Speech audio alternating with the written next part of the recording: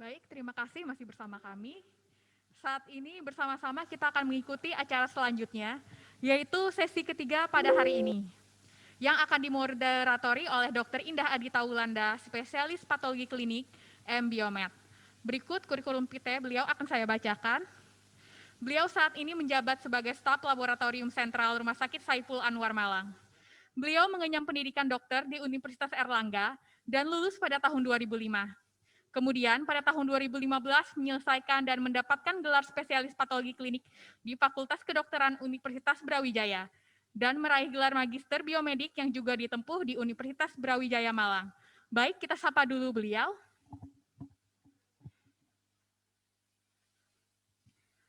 Assalamualaikum Dokter Dita, apa kabar dok?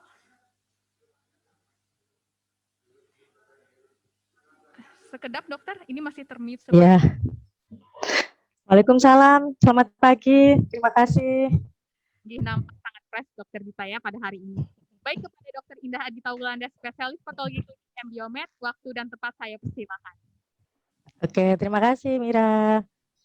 Oke, Assalamualaikum warahmatullahi wabarakatuh. Selamat pagi.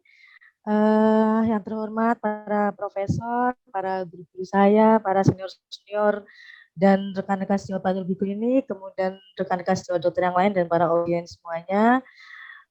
Akhirnya kita tiba juga di sesi terakhir ya dari rangkaian acara workshop dan Sulamade Nusra 10 Malang. The last but not least ya, biarpun kita sesi ketiga, saya harap ini masih tetap semangat untuk di sesi yang terakhir ini. Karena untuk sesi yang terakhir ini kita masih akan ada 2 topik lagi yang sangat menarik dengan 2 pembicara yang juga sangat berkompeten dan sangat atraktif juga ya Henji. Untuk topik yang pertama ini adalah Digital Quality Control Management yang akan disampaikan oleh Dr. Hartono Kahar, Magister Quality Improvement in Healthcare, spesialis patologi klinik konsultan. Dan kemudian ada topik yang kedua yaitu update on SARS-CoV-2 virus mutation from laboratory perspective yang akan disampaikan oleh Dr. Agustin Iskandar, Magister Kesehatan, spesialis patologi klinik konsultan. Saya panggil dulu, mungkin saya langsung ya untuk pembicara pertama, untuk topik pertama. Jadi pembicara pertama adalah Dr. Hartono Kahar, Magister Quality Improvement in Healthcare, spesialis patologi klinik konsultan. Beliau sekarang adalah Kepala Instalasi Laboratorium Sentral RSUD Dr. Sutomo Surabaya. Untuk riwayat pendidikan, beliau pada tahun 1986 lulus dokter umum dari Fakultas Kedokteran Universitas Erlangga Surabaya. Kemudian pada tahun 1996 lulus spesialis patologi klinik Fakultas Kedokteran Universitas Erlangga Surabaya. Dan kemudian tahun 1998 lulus Magister Quality Improvement in Healthcare dari Newcastle University Australia. Dan kemudian tahun 2012 lulus dari S3 Fakultas Kedokteran Universitas Erlangga. Saya sapa dulu Dr. Hartono Kahar. Dokter, selamat pagi. Assalamualaikum warahmatullahi wabarakatuh. Assalamualaikum, Dr. Indah. Terima kasih waktunya yang disampaikan kepada saya. Dokter, saya persilahkan untuk waktunya untuk topik pertama. Saya persilahkan untuk kepada Dr. Hartono Kahar. Baik, terima kasih Dr. Indah dan kepada panitia, kepada para senior dan pada profesor. Alhamdulillah pada hari ini kita bisa bertemu dan juga bisa sharing pengetahuan ya. Jadi nanti sekedar sharing. Jadi nanti mohon kalau ada punya para senior, teman-teman yang sudah punya pengalaman dalam hal digital quality management ini nanti bisa menambahkan ya. Saya kira demikian.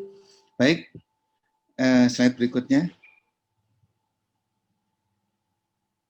Baik, kalau kita berbicara tentang quality laboratorium, ya, ini memang kita harus bicara secara keseluruhan. Ya.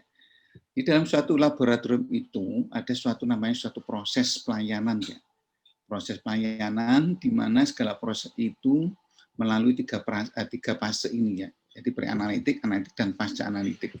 Kalau untuk sekarang ini malah ada lagi pre-analitik, ya, ada post analitik. Jadi demikian. Tapi saya akan membahas antara pada hari ini yaitu tentang mungkin yang berkaitan dengan laboratorium aja, yaitu dengan pre-analitik, analitik, dan pasca analitik.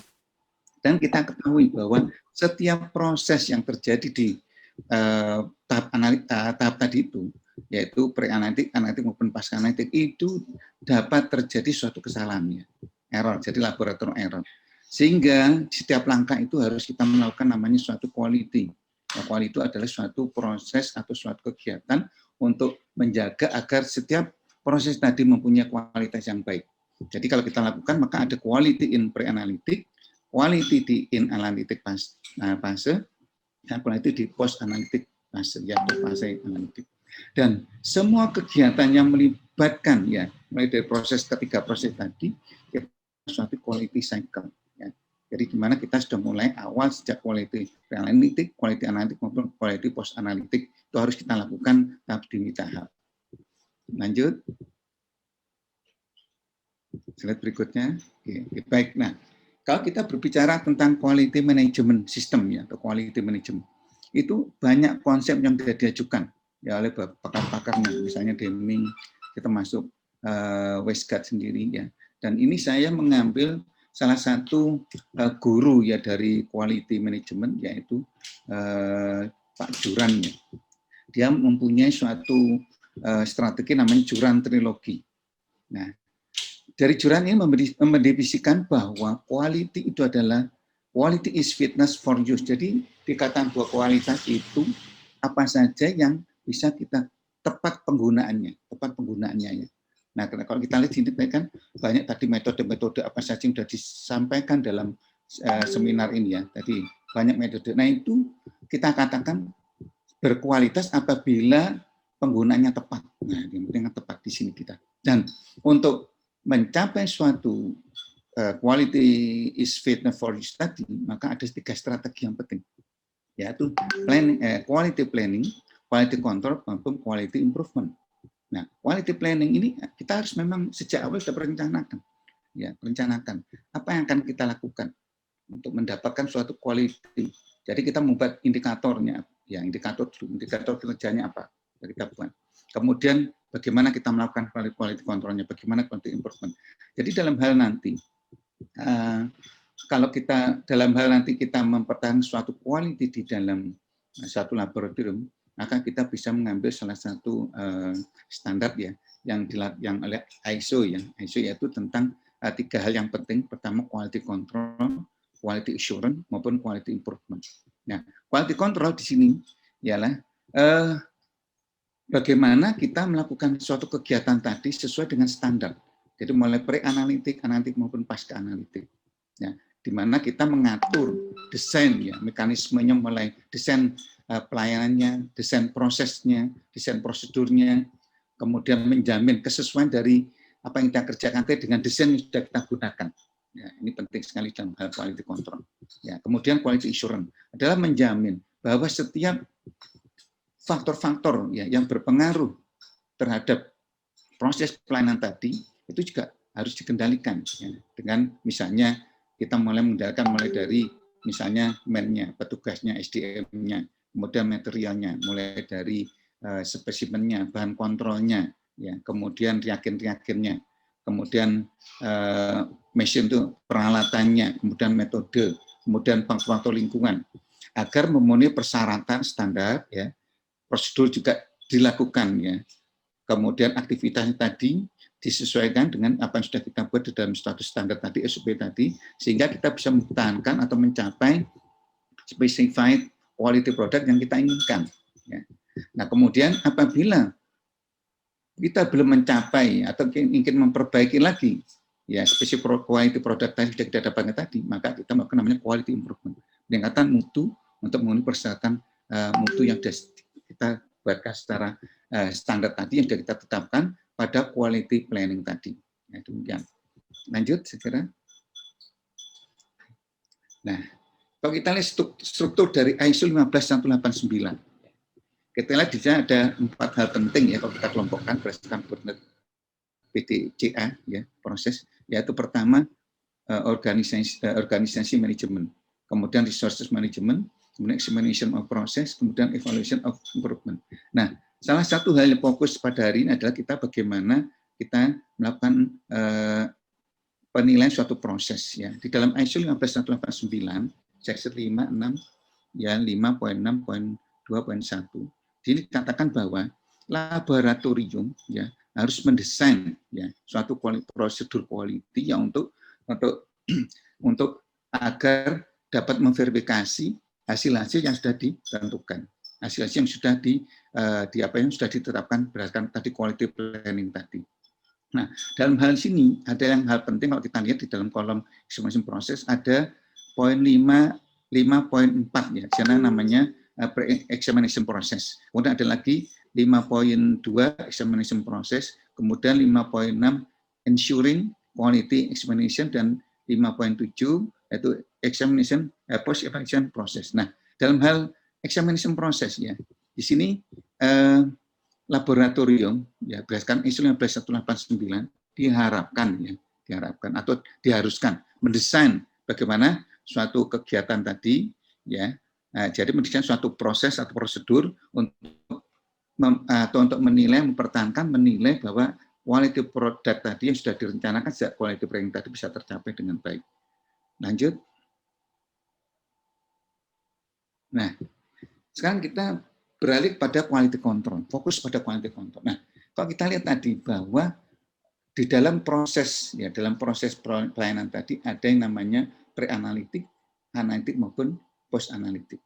Nah, kalau post-analitik ini adalah salah satu poin-poin yang bisa kita kendalikan ya. Yang saat ini yang bisa kita kendalikan, dan banyak program-program yang bisa gunakan di sana ya. Jadi kalau kita lihat dari definisinya bahwa quality control adalah bagian dari quality management system tadi ya, di mana dia memantau uji pada tahap analitik. Nah, jadi pada tahap analitik ya. Jadi kita ambil satu bagian tadi 3 proses tadi, diambil dari tadi pre-analitik, analitik dan post analitik. Ini kita fokus pada pada analitiknya ya. Goalnya apa sih sebenarnya quality control itu? Adalah mendeteksi, kemudian mengevaluasi, kemudian melakukan perbaikan pada error yang disebabkan oleh sistem error atau kondisi lingkungan, kinerja petugas, ya, kemudian hasil kegiatannya dilaporkan. Dan sebenarnya tidak sekedar itu, tetapi nanti kita bisa melakukan namanya quality improvement, ya. Improvement, kita bisa juga nanti bisa melihat sebenarnya ke depannya itu quality control bukan hanya sekedar hanya kita memantau hasil ini masuk atau tidak, tetapi kita juga bisa nanti melihat ya dengan melakukan misalnya peer review, kita bisa melihat apakah metode yang kita gunakan tadi itu sudah bagus apa tidak. Ya, alat kita gunakan tadi bisa bagus apa tidak. Ya. Kontrol bahan kontrol kita gunakan tadi bisa bagus apa tidak. Jadi dari melakukan quality control kita bisa mengevaluasi banyak nanti yang bisa kita evaluasikan. Ya. Kemudian quality control proses tadi bisa kita lakukan secara kuantitatif, kualitatif maupun semi kuantitatif. Jadi data-data yang kita gunakan tadi bisa kuantitatif, kualitatif atau semi kuantitatif yang bisa dilakukan dengan kontrol ini. Lanjut. Nah, kalau kita lihat skopnya quality control sebenarnya ada beberapa skop ya. Pertama, sebelum kita melakukan quality control kita harus menentukan dulu ya performa dari metode yang sudah kita pilih. Kemudian kita bisa mendemonstrasikan dulu bahwa memang data itu bisa kita masukkan dalam internal quality control tadi ya. Ya, itu misalnya begitu. Jadi kalau kita misalnya punya data-data yang tidak bisa kita masukkan ya jangan kita masukkan, bisa dimasukkan saja dalam internal quality control tadi ya. Kemudian langkah berikutnya kita bisa menggunakan bahan kontrol yang sudah ada nilainya ya, C yang bisa nilainya. Kemudian tahap berikutnya kita gunakan bahan kontrol yang unassay atau bahan yang kita anggap unassay. Jadi kita tidak hitung ya, walaupun ada nilai tapi kita anggap unassay. Kemudian keempat, baru kan kita melakukan statistik kontrol analisis ya. Jadi misalnya mean, SD, batas kontrol ya, kemudian kontrol rule-nya dan lain-lain. Kemudian yang kelima baru kita melakukan namanya suatu interlaboratory comparison. Jadi membandingkan antara internal quality control kita dengan mungkin kalau punya yang peer group, dengan peer group hasil quality control kita seperti apa. Karena kalau kita sendirian saja, kita kadang-kadang merasa wah sudah bagus. Tapi begitu ada peer group lagi, ya, di mana sama-sama melakukan internal quality control, maka kita bisa menilai apakah internal quality control yang sudah kita lakukan ini bagus atau tidak. Ya. Nah, kalau kita yang proses yang lain, yaitu misalnya external quality control. Eksternal itu kita hanya biasanya kan ada siklus-siklus tertentu saja ya. Dan kan kalau internal quality control ini bersinambungan ya dari hari per hari. Ya. Lanjut. Itu bisa dilanjutkan slide berikutnya.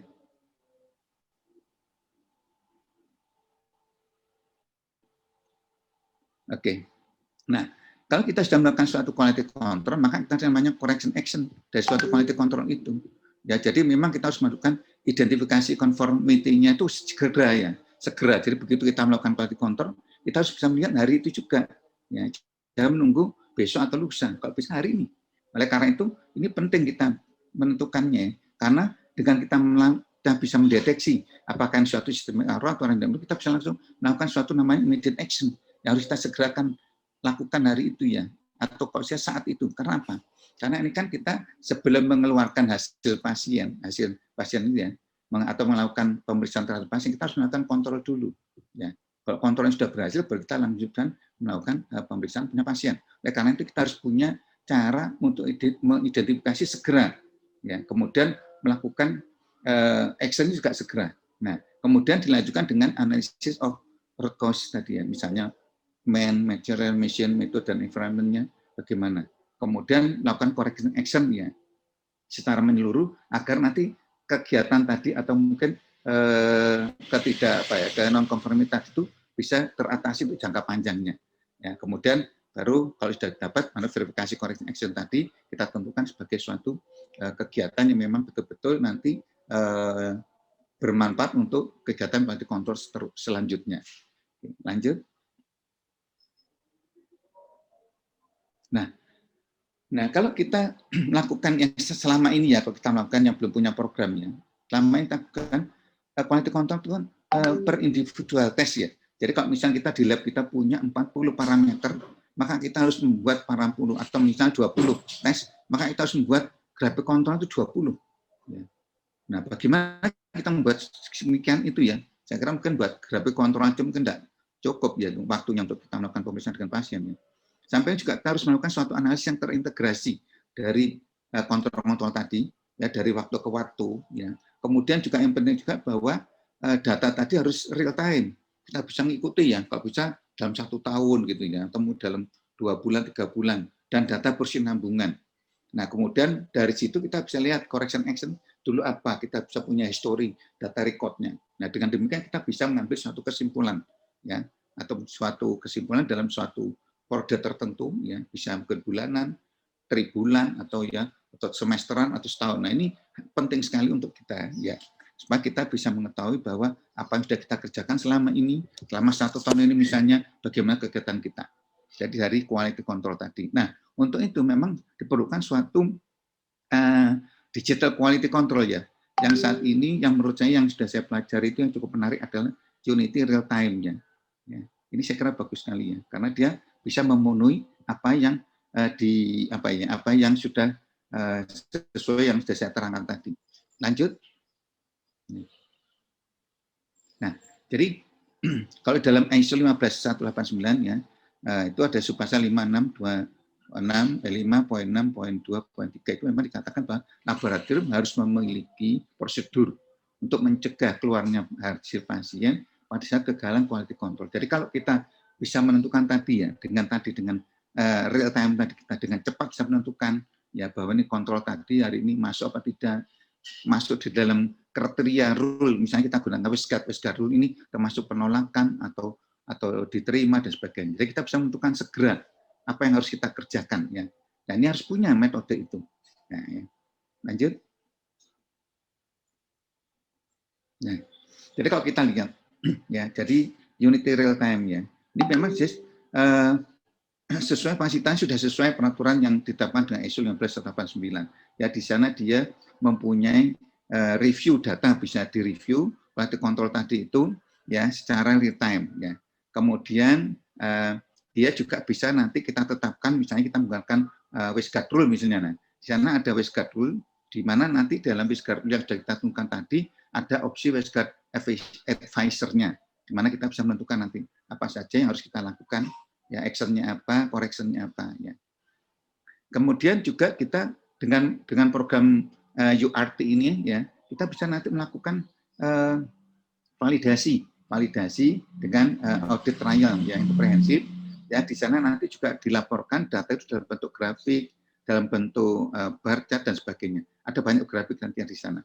Ya, kemudian juga dengan kita melakukan ya dengan kita membaca melihat hasil dari opsi analitik gold chart tadi, kita bisa melihat apakah perlu pengulangan apa tidak ya dari hasil kegiatan quality control itu. Dan juga di sana yang menurut saya cukup menarik adalah ini ya, yang terakhir ini, yaitu ada program Unity Interlaboratory sedunia.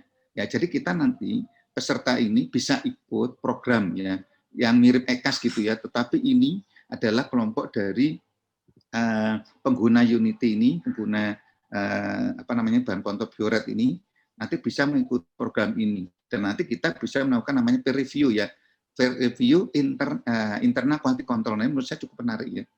Lanjut. Nah, jadi URT ini nanti bisa diinstalkan di alat ya, bisa misalnya bisa melalui LIS atau mungkin ada menggunakan middleware ya, yang tidak menggunakan LIS bisa menggunakan middleware, bisa dikonekkan ke beberapa alat sekaligus ya, di mana alat tadi nanti bisa menyampaikan datanya untuk diolah di Unity, di URT ini ya. Lanjut. Nah, jadi dari data yang masuk tadi kita bisa lihat di sini ya. Jadi misalnya kita menggunakan 3 level ya. Dan misalnya kita menggunakan 3 level, level 1, level 2, 3. Kemudian kita menggunakan opsi ya rule-nya misalnya ini. Kita tentukan di sini misalnya 1 2S ya, kemudian 1 3S dan sebagainya. Kita gunakan Westgard rule ya, misalnya gitu. Nah, di sini data yang kita misalnya kita periksa tanggal 19, maka dia akan muncul di sini untuk yang level 1-nya, level 2, level 3. Kemudian akan tergambar grafik di bawah, ini langsung ya, langsung grafik ini. Grafik jadi grafik rancat ini ya, langsung tampak di sana bahwa data itu. Ya. Kemudian misalnya ada dia misalnya melewati rule-nya misalnya ini kan 9X ya, ini kita ada rule 9X, maka dia akan muncul di sini 9X ya, akan muncul 9X misalnya di level 1 dia ternyata masuki atau dia termasuk masuk di dalam 9X, maka dia akan muncul di sini 9X. Kemudian nanti di sini kita harus melakukan action apa di situ ya, di sini. Nah, ini actionnya, ini korektifnya apa. Oke. Jadi di sini bisa langsung bisa menunjukkan bahwa real time kita bisa lakukan ya, bisa segera kita melakukan action. Kemudian correction actionnya apa, kita langsung bisa di sini ya. Lanjut. Berikutnya. Nah, kalau kita tidak melakukan correction action tadi, misalnya kita lupa ya, maka kita tidak bisa melanjutkan lagi. Kita harus melakukan action dulu, correctionnya apa. Setelah itu nanti baru kita bisa melanjutkan ke laman berikutnya ya. Jadi sebenarnya misalnya di sini albumin ya, ternyata dia melewati batas ya, atau jadi harus level 1 misalnya. Jika dia harus dilakukan actionnya apa, correctionnya apa, maka dia sebelum kita lakukan tindakan belum bisa kita masuk ke laman berikutnya. Lanjut. Nah, program ini ya, program URT ini juga dia ada security-nya. Jadi bisa kita atur keamanannya ya bagi laboratorium. Ya, jadi misalnya dia sifatnya multi user dan multi level ya. Kemudian data identify file login. Jadi kalau kita tidak semua orang bisa masuk. Kemudian kita bisa menentukan juga misalnya supervisor itu tingkat levelnya boleh buka ini. Kemudian kalau misalnya PJ misalnya di PJTM-nya bisa sampai tingkat ID misalnya begitu. Jadi kita bisa tentukan nantinya. Jadi kita tentukan di sini data siapa kapan dari tingkat melakukan pembuka data itu ya. Ya, jadi misalnya orang yang boleh data itu kita bisa atur di sini ya. Di sini. Jadi ini ada jenis seperti penyaringan ya, password. Jadi setiap orang nanti tidak bisa kita bagi level-levelnya. Ya, misalnya supervisor, analis saja, misalnya tingkat pelaksana itu mungkin hanya data saja dan sebagainya. Dilanjut. Nah, data yang bisa masukkan juga selain data kuantitatif juga bisa kualitatif di sini. Ya, kualitatif bisa masukkan dalam bentuk misalnya seperti ini +1, +2, +3 dan sebagainya. Kita bisa masukkan di sana ya. Atau normal atau negatif kita bisa masukkan di sana. Jadi nanti bisa tergambar suatu data kualitatif yang di mana data ini nanti bisa digunakan untuk mengetahui internal quality controlnya. Lanjut. Nah, kita bisa menggunakan WestGuard rule ya. Jadi WestGuard itu ada macam-macam di sini ya. Sudah tentukan, tinggal kita nanti milih yang mana. Kita klik aja. Ya misalnya menggunakan ini gitu ya. Misalnya kita klik. Jadi mana yang kita gunakan, kita tinggal klik saja. Kemudian nanti ya tiap tanda itu ada deskripsinya. Kemudian ada alat bantunya, gambarnya di sini. Jadi sebagai contoh ini 2, 3 atau 2, 3S. Maka di sini ada gambar seperti ini ya. Jadi misalnya kontrol 1, kontrol 2-nya, ada kontrol 3-nya, maka gambar seperti ini. Nah, jadi nanti kalau kita menemukan gambar seperti ini, artinya ini termasuk di dalam di dalam melewati rule yang sudah kita buat. Ya, jadi akan tanda. Jadi kalau kita klik sini nanti muncul gambarnya. Di sini muncul gambarnya, ini muncul gambar. Ya. Jadi sini, jadi ini juga membantu kita untuk untuk mengingat-ingat ya. Ya, gitu. Nah, jadi nanti WestGuard Advisor tadi membantu mendesain rule-nya ya. Kita tinggal nanti mengklik aja memilih di sini ya. Kami ini apa yang kita gunakan ya. Misalnya kalau contoh ini 1,2S kita gunakan WAM ya. Jadi untuk hati-hati 1,2,5S juga hati-hati. Dengan ini misalnya reject. Nah, langsung kita reject ya. Nah, kalau ini oke masuk semua ya. Jadi begitu. Jadi ini sudah nanti kita tentukan. Dengan begini nanti hasil yang sudah kita lakukan tadi akan muncul di dalam layar pada waktu kita melakukan quality control. Lanjut. Oke, nah juga data yang ditampilkan di sini kita bisa pilih, bisa level Jennings chart, multi level Jennings chart, bar chart, Hidden chart, Ion chart maupun kualitatif bar chart ya. Ya, ini kita bisa pilih, nanti ada beberapa chart yang bisa kita gunakan dalam melakukan kegiatan evaluasi data nanti ya, untuk melakukan analisis ya data yang sudah kita lakukan. Lanjut. Nah, contoh ini Levi Jennings chart. Nah, di sini Levi Jennings chart ya. Di sini ada, kita lihat ya, ada action dan command-nya tiap data ya. Kita bisa lihat ini kita misalnya ini 3 SD-nya ya. Gambarnya ya. Jadi kita ada sudah ada suatu gambar begini, jadi kita dengan otomatis bisa lihat ya. Begitu nanti keluar dari bata-bata sudah ditentukan akan muncul ya tanda-tanda ini ya. Nah, di sini tanda-tanda ini. Jadi kita bisa lihat nanti ya, di mana ini eye catching menurut saya. Jadi kita bisa lihat tek itu langsung kelihatan. Tek langsung kelihatan ya. Kita bisa lihat eye catching-nya ya. Oke. Di sini ada informasi ya, di sini ada informasi ya. Di mana kita bisa baca di sini ya, beberapa informasi yang ya. Nah, itu saya kira begitu. Nah, kemudian konfigurasi custom warna dan rentang, saya kira ada sudahnya rentangnya. Kemudian konfigurasi ada grafik header di atas tadi ada keterangannya. Dapat juga kelompok konsensusnya. Nanti ada kelompok konsensus apa misalnya dari level 1, level 2. Kemudian nanti bisa periodenya bisa dilihat ini 1 bulan, 6 bulan ya, 1 tahun atau kumulatif bisa kita lihat di sini ya. Karena dia sifatnya ini rancangannya jalan terus ya, jalan terusnya. Tinggal nanti kita klik aja di mana, misalnya sini sampai sini, atau mungkin dari tanggal sekian sampai tanggal sekian. Ya. Lanjut. Nah, ini gambar bar chart-nya, kita bisa lihat ya. Misalnya kita tentukan misalnya probabilitasnya 3 SD ya. Kemudian kita bisa lihat ya nih, kita lihat ya bulan ini ya tanggal sekian, tanggal berapa nih? Tanggal 7, tanggal 8 sebagainya. Kita bisa lihat grafiknya nih ya. Nah, ya. Jadi kita cara kasat mata kita bisa melihat bagaimana perubahan-perubahan ya setiap harinya ya. Nah, saya kira tanggal per tanggal ini ya. Ya, shift juga bisa di persip juga bisa tampak di sini. Ya, ada trennya dan sebagainya. Lanjut. Nah, ini juga ya ada nama Hidden chart ya. Jadi nanti ini bisa ya kita melihat ya. Jadi nanti ini ya kita bisa lihat ya level berapa nih, level 2, level 1 misalnya kita lihat. Jadi nanti ada interpretasi yang di mana nanti sini membandingkan bias yang impresi dari satu set data yang dipilih. Berarti kita bisa plot itu ya. Nah, plot nanti posisinya di mana ya. Oke. Lanjut. Lanjut. Nah, ini hasil komparasi hasil pemeriksaan analisis grid-nya ya. Kita bisa lihat misalnya gini nanti kita lihat beberapa data yang misalnya ini misalnya ada pemeriksaan klorida sini ya sama misalnya kalsium. Ini alatnya sudah ada, ya dimension misalnya. Kemudian satuannya sudah ada dan ini min-nya ya, min misalnya kita di beberapa hari misalnya ya. Kemudian ini SD-nya ya, kemudian ini CV, ya, kemudian ini ini apa namanya ini SDI-nya sudah muncul, ya, IBS-nya muncul, kemudian ini sigmanya muncul. Nah, di sini. Jadi di sini ada sigmanya, kita muncul ya, kita lihat di sini sigmanya ya. Nah, kita bisa lihat di sigmanya.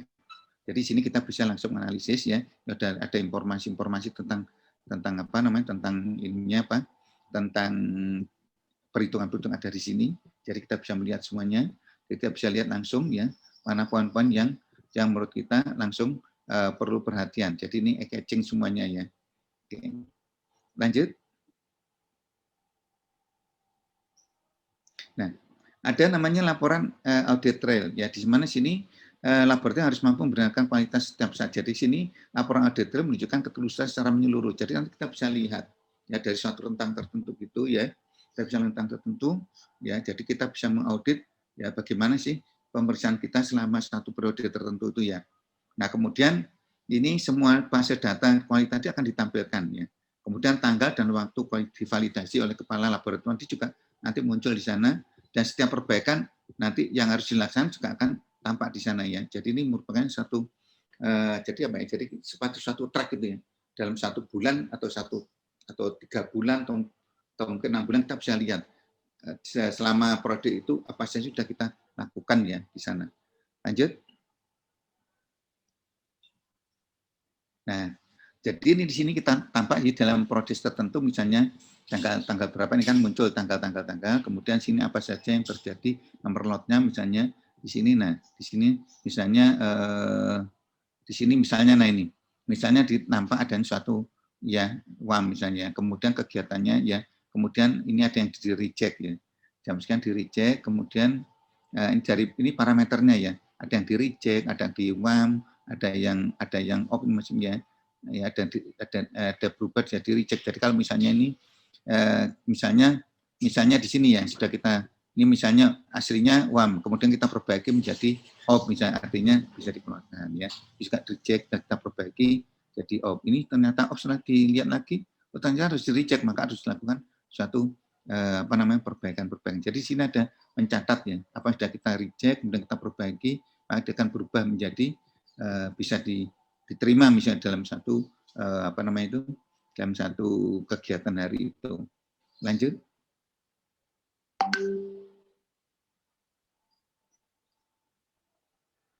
Oke, slide berikutnya. Oke, nah ini jadi auditor tadi. Nah, kalau kita lihat ya seperti ini. Jadi nanti misalnya tadi ada misalnya ini kan ada 12S, ada 13S, 223S, 223 yang melanggar tadi. Setelah kita lakukan perbaikan, maka dia bisa dikeluarkan. Jadi kita akan punya data-data ini ya. Data-data ini yang nanti ini mencatat dalam satu periode tertentu tadi ya.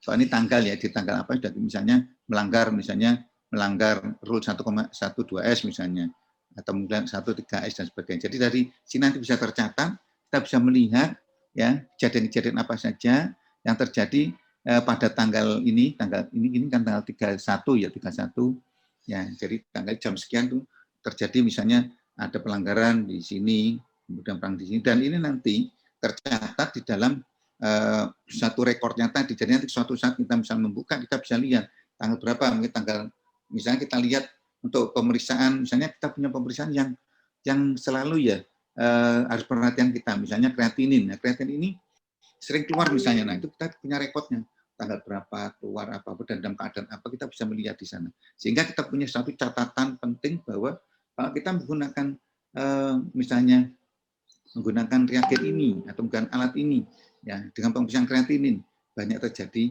apa misalnya banyak sering keluar dari apa namanya batas kontrol kita. Ada apa ini, maka kita perlu untuk dilakukan evaluasi tadi ya, correction action-nya apa jangka panjangnya ini, apa melakukan kalibrasi atau apa dan sebagainya. Jadi nanti kita bisa melakukan corrective action yang lebih lanjut ya, lebih lanjut dari terhadap pemeriksaan itu.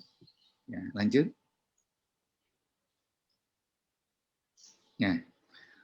Jadi memang laboratorium itu kalau berdasarkan ISO 19089 ya, sub pasal 5.7.1 bahwa laboratorium harus mempunyai prosedur untuk memastikan bahwa ada personel yang berwenang meninjau hasil pemeriksaan sebelum merilis dan mengevaluasi terhadap kendala mutu internal tadi. Jadi dengan kita melihat tadi ya, audit real tadi ya, kita bisa melihat ya, apakah hari ini bisa kita keluar apa tidak pemeriksaan itu. Nah, ini harus ditentukan. Nah, ini jadi di laboratorium harus menentukan siapa yang harus melakukan evaluasi ini. Nah, jadi dengan URT ini kita bisa menentukan, misalnya setiap hari misalnya analis A sebagai supervisornya dia bisa melakukan analisis ini, ya. Atau mungkin DPJTM-nya, nah, kita tentukan yang bisa melakukan audit ini. Jadi dengan demikian maka setiap hari sebelum melakukan pemeriksaan terhadap pasien ini harus ditentukan dulu ya, bisa masuk dalam rentang ya masuk dalam internal quality control ini atau tidak ya, karena dia misalnya keluar dari batasan-batasan pesgatrol tadi ya. Nah, dengan demikian jadi kita bisa dengan cepat kita menentukan ya, mengambil langkah-langkah apa yang harus kita lakukan ya. Oke, lanjut. Mohon izin waktunya habis dokter. Oke, baik, saya kira ya saya kira ya. habis sudah ya. Dipercepat. Baik, Ya mau bisa monggo dokter kalau sudah tinggal ini. Ya lanjut lagi, lanjut. Ya sedikit tinggal reviewnya aja. Lanjut ya, dia reviewnya nanti ya, dalam bentuk ini aja nanti bisa dilihat. Lanjut ya, jadi nanti sudah ada, tinggal kita jadi nanti review tadi hasil konten skornya ada semua. Lanjut ya, karena ini dari review, jadi kita bisa dengan melihat ini nanti kita bisa melakukan review dari hasil quality control tadi. Lanjut, nah ya. Nah, juga ada satu lagi yang penting ya. Jadi di sini nanti kita bisa membandingkan internal quality control yang ada kita lakukan lab kita dengan lab lain. Dan ini lab lain yang mengikuti program ini banyak ya, sampai seluruh dunia, di seluruh dunia misalnya. Jadi kita bisa membandingkan hasil quality control kita dengan peer review lab-lab lain ya. Nah, sebagai contoh, lanjut. Ya, lanjut. Ya. Nah, jadi ini seperti ini. Jadi kita seperti EKAS itu ya, seperti external quality control. Jadi misalnya ini lab kita ya, misalnya lab kita. Ini lab dari peer review kita ada di sini. Jadi mirip-mirip ya adanya. Kemudian juga ada per alat ada, kemudian per metode ada. Jadi sebenarnya mirip dengan EKAS, tapi ini internal quality control ya. Saya kira jadi ini yang salah satu yang kelebihan dari program ini. Lanjut. Oke, lanjut. Ini jadi contoh saja. Tadi saya kira sama tadi ini. Jadi sudah saya kira sudah lanjut. Nah, jadi ini kalau EKAS ini kan dilakukan per periode ya, siklus misalnya 1-2 kali siklus atau 3 siklus. Tapi kalau unit ini bisa dilakukan setiap saat ya dengan melakukan perbandingan tadi ya. Jadi mungkin ini yang mungkin agak lebih bedanya, agak beda sedikit ya daripada yang EKAS. Ya, kalau ini dilakukan secara setiap hari ya bisa dilakukan. Lanjut. Oke, jadi take home message, jadi memang diperlukan suatu software ya untuk melakukan internal quality control. Karena kalau kita lihat data-data yang di laboratorium sangat banyak sekali ya. Nah, jadi kalau kita lihat sini ada salah satu yaitu URT ini yang merupakan suatu middleware atau bisa juga dikaitkan dengan dengan versi LAS, di mana ini membantu sekali bagi kita ya untuk melakukan internal quality control-nya. Dari keuntungan dapat dari unit ini ya dengan mengolah data yang jumlahnya besar sekali tadi, dengan meniadakan entry data manual yang cukup menyita waktu. Ini jadi dari alat langsung masuk ke URT, mengurangi human error, dan juga yang penting juga memberikan ini ya quality control laboratorium secara real time ya, dan juga bisa kita nanti membandingkan dengan peer review kita. Sekarang demikian yang saya sampaikan, mudah-mudahan bermanfaat. Terima kasih. Assalamualaikum warahmatullahi wabarakatuh. Waalaikumsalam warahmatullahi wabarakatuh. Terima kasih banyak Dr. Hartono atas penyampaian materinya ya. Memang quality control ini sebenarnya sangat diperlukan ya dok ya untuk proses pemeriksaan laboratorium ya, karena sangat menentukan hasil proses analitik dan hasil yang bisa nanti yang terpercaya. Cuma memang beberapa tidak banyak laboratorium sebenarnya yang quality controlnya bagus ya dok ya. Mungkin untuk pertanyaan-pertanyaan yang kepada Dr. Hartono mungkin nanti bisa disampaikan melalui chat ataupun WA kepada panitia, nanti akan dijawab setelah penyampaian topik yang kedua. Untuk selanjutnya topik yang kedua yaitu update in SARS-CoV-2 virus mutation from laboratory perspective. akan disampaikan oleh Dr. Agustin Iskandar, Magister Kesehatan Spesialis Patologi Klinik Konsultan. Oke. Jabatan sekarang beliau adalah staf pengajar di Departemen Patologi Klinik dan Parasitologi Fakultas Kedokteran Universitas Brawijaya. Untuk riwayat pendidikan,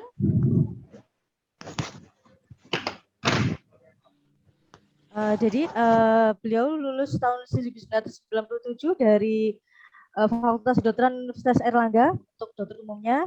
Kemudian tahun 2005 lulus dari S2 Magister Kesehatan Universitas Brawijaya, Fakultas Kedokteran Universitas Brawijaya. Kemudian tahun 2014 lulus dari Spesialis Patologi Klinik Fakultas Kedokteran Universitas Brawijaya. Dan tahun 2019 lulus sebagai konsultan penyakit infeksi dari Fakultas Kedokteran Universitas Airlangga. Langsung untuk selanjutnya adalah pemaparan dan materi dari Dr. Agustin Iskandar, Magister Kesehatan Spesialis Patologi Klinik Konsultan. Saya persilahkan. Bismillahirrahmanirrahim. Assalamualaikum warahmatullahi wabarakatuh. Matur nuwun sebelumnya Dr. Dita sebagai moderator atas kesempatannya. Senang sekali hari ini saya bisa berada dalam satu stage dengan guru-guru saya sejak saya S1, ada Prof. Aryati, Assalamualaikum Prof. Kemudian Dr. Hartono, Assalamualaikum. Semoga sehat-sehat selalu, nggih, Prof, Dokter. Yang ini saya diminta oleh panitia untuk sedikit berbagi tentang update terkait dengan SARS-CoV-2 mutation ditinjau dari perspektif laboratorium. Kita mungkin masih ingat, bahkan mungkin sampai saat ini ya, bahwa saat ini kita sedang berada dalam kondisi yang tidak baik-baik saja, di mana sekarang semua sudah, rasanya sudah burn out semua ya, nakes sudah capek, semuanya sudah capek. Dan kita mungkin masih ingat bahwa beberapa minggu yang lalu bahwa ada berita yang sangat menyentuh hati kita bahwa ada varian baru di mana varian Delta yang menular hanya dengan berpapasan. Pada waktu itu kita sudah sangat, aduh, papasan aja sudah menular. Nah, ini bagaimana ini ya? Nah, kemudian juga kita sekarang juga masih berhadapan dengan lonjakan COVID-19 di Indonesia yang sangat tinggi, bahkan dalam beberapa hari terakhir Indonesia menempati urutan pertama peningkatan kasus COVID-19 di seluruh dunia. Kemudian juga banyak berita yang beredar bahwa di Indonesia ternyata ada corona varian lokal, ya 14662 dan 1470. Dan kemudian juga ada laporan juga yang menyebutkan bahwa varian Delta dan varian lokal mendominasi kasus COVID-19 di Indonesia.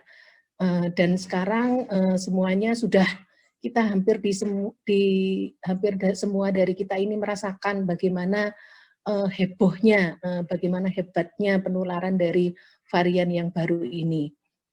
Dan kita juga sekarang berada dalam second wave dan mungkin berada dalam puncak pandemi ini, dan kita semua juga masih belum tahu kapan pandemi ini akan berakhir.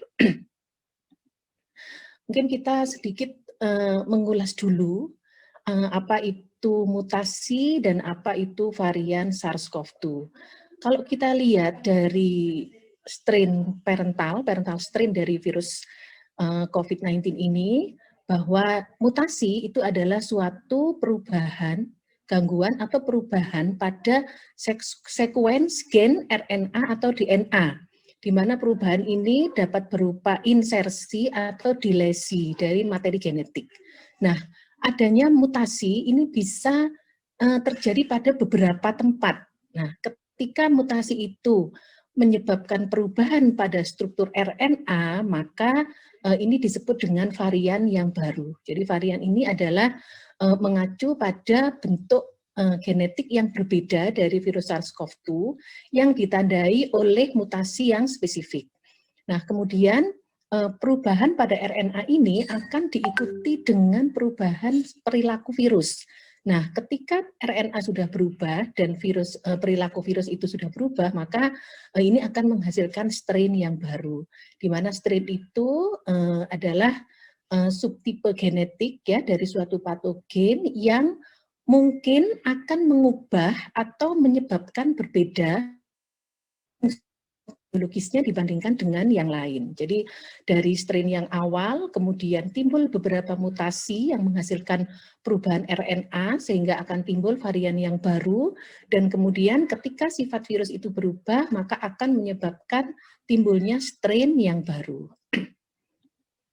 Nah, untuk membaginya berdasarkan level kewaspadaan, jadi berdasarkan level kewaspadaan dan pengukuran risiko penurunan kemampuan diagnostik, terapi, dan efikasi vaksin, maka WHO membagi derajat munculnya varian ini menjadi tiga tingkat kewaspadaan. Yang pertama adalah varian of interest. Nah, varian of interest ini suatu isolat SARS-CoV-2 disebut varian of interest apabila terjadi perubahan secara fenotip dibandingkan dengan isolat reference. Atau suatu isolat SARS-CoV-2 di mana didapatkan beberapa mutasi yang mengacu pada perubahan asam amino yang berhubungan dengan implikasi secara fenotip. Ya, baik itu implikasi yang terduga maupun implikasi fenotip yang established.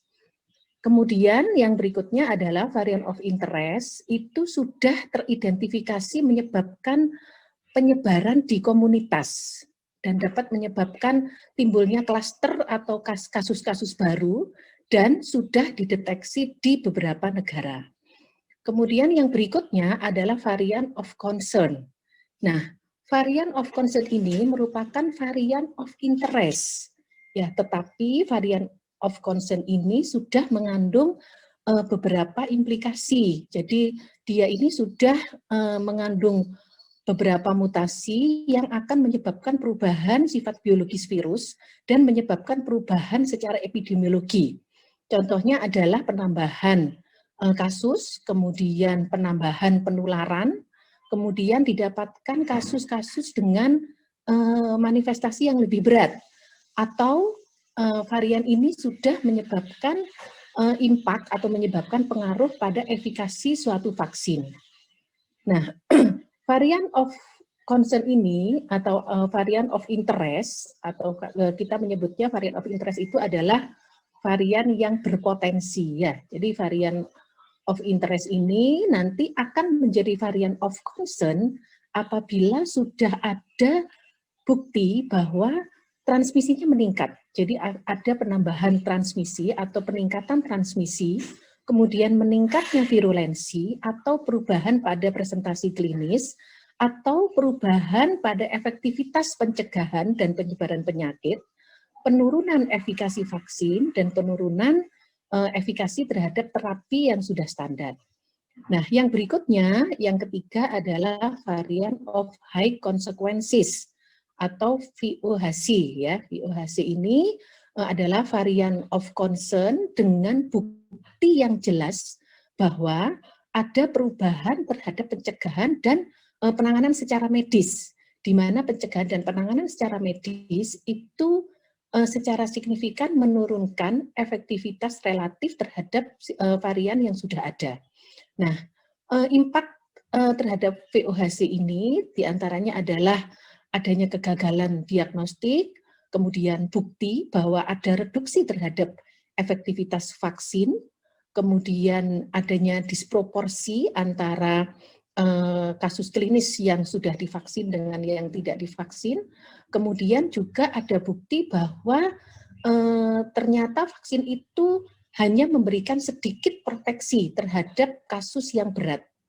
Kemudian juga yang ketiga adanya penurunan yang signifikan suseptibilitas terhadap multiple terapi yang sudah disetujui oleh emergency use authorization ya, atau terapi yang sudah terstandar. Kemudian juga VOHC ini sudah menunjukkan bukti adanya presentasi klinis kasus yang lebih berat dan meningkatnya jumlah kebutuhan terhadap rawat inap. Nah, sampai saat ini WHO sudah mengumumkan bahwa ada 4 varian of concern. Yang pertama adalah varian Alpha atau B117, ini yang pertama kali ditemukan di UK, ya, bulan Desember 2020. Kemudian varian Beta, ini yang ditemukan di South Africa, B1351, ini juga sama di Desember 2020. Kemudian varian Gamma, ini di Brazil, P1, ini di Brazil pada bulan Januari 2021. Kemudian varian Delta yang ini sudah membuat heboh ini di seluruh Indonesia, ya, B16172, ya, ini ditemukan di India pada bulan Mei 2021, ya. Kemudian ada juga beberapa yang disebut sebagai varian of interest. Jadi ini harus dilakukan penekanan untuk VOI ini. Jadi jangan sampai VOI ini nanti akan menyebabkan menjadi varian of concern. Nah, jadi untuk varian of interest ini ada Epsilon, ini di Amerika, kemudian Zeta, kemudian Eta, kemudian Theta, Iota, dan varian yang baru ini adalah Kappa. Ini masih disebut sebagai varian of interest.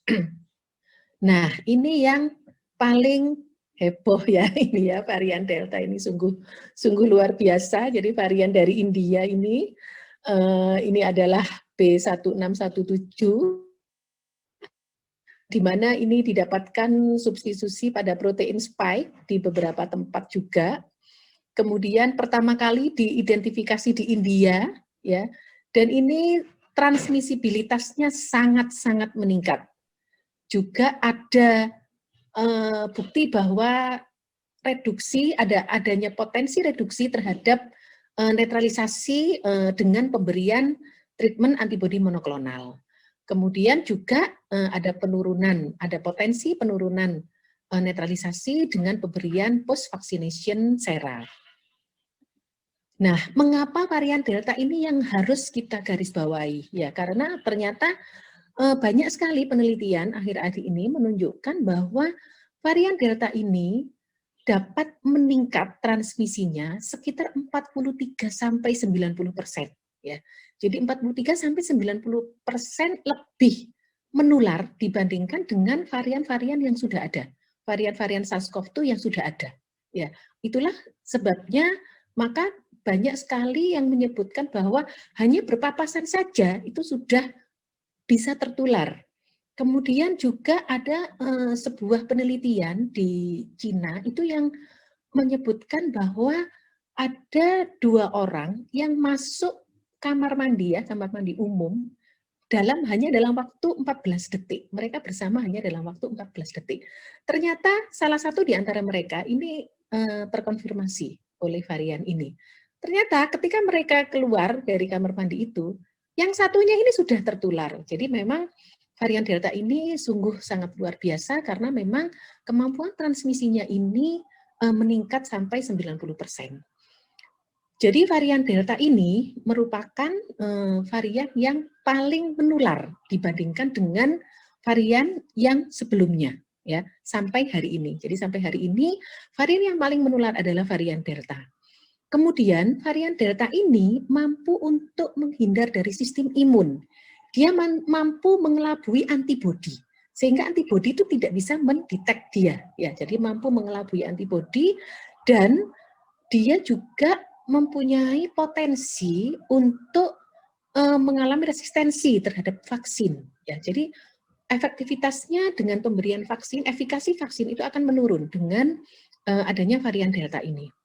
Kemudian fakta yang lain adalah bahwa varian Delta ini, pasien-pasien yang terinfeksi oleh varian Delta itu menjadi lebih berat sakitnya, ya. Jadi menjadi lebih berat simptomnya, kemudian dia juga berkembang sangat cepat, ya, dan juga ada perubahan terhadap simptom yang dominan.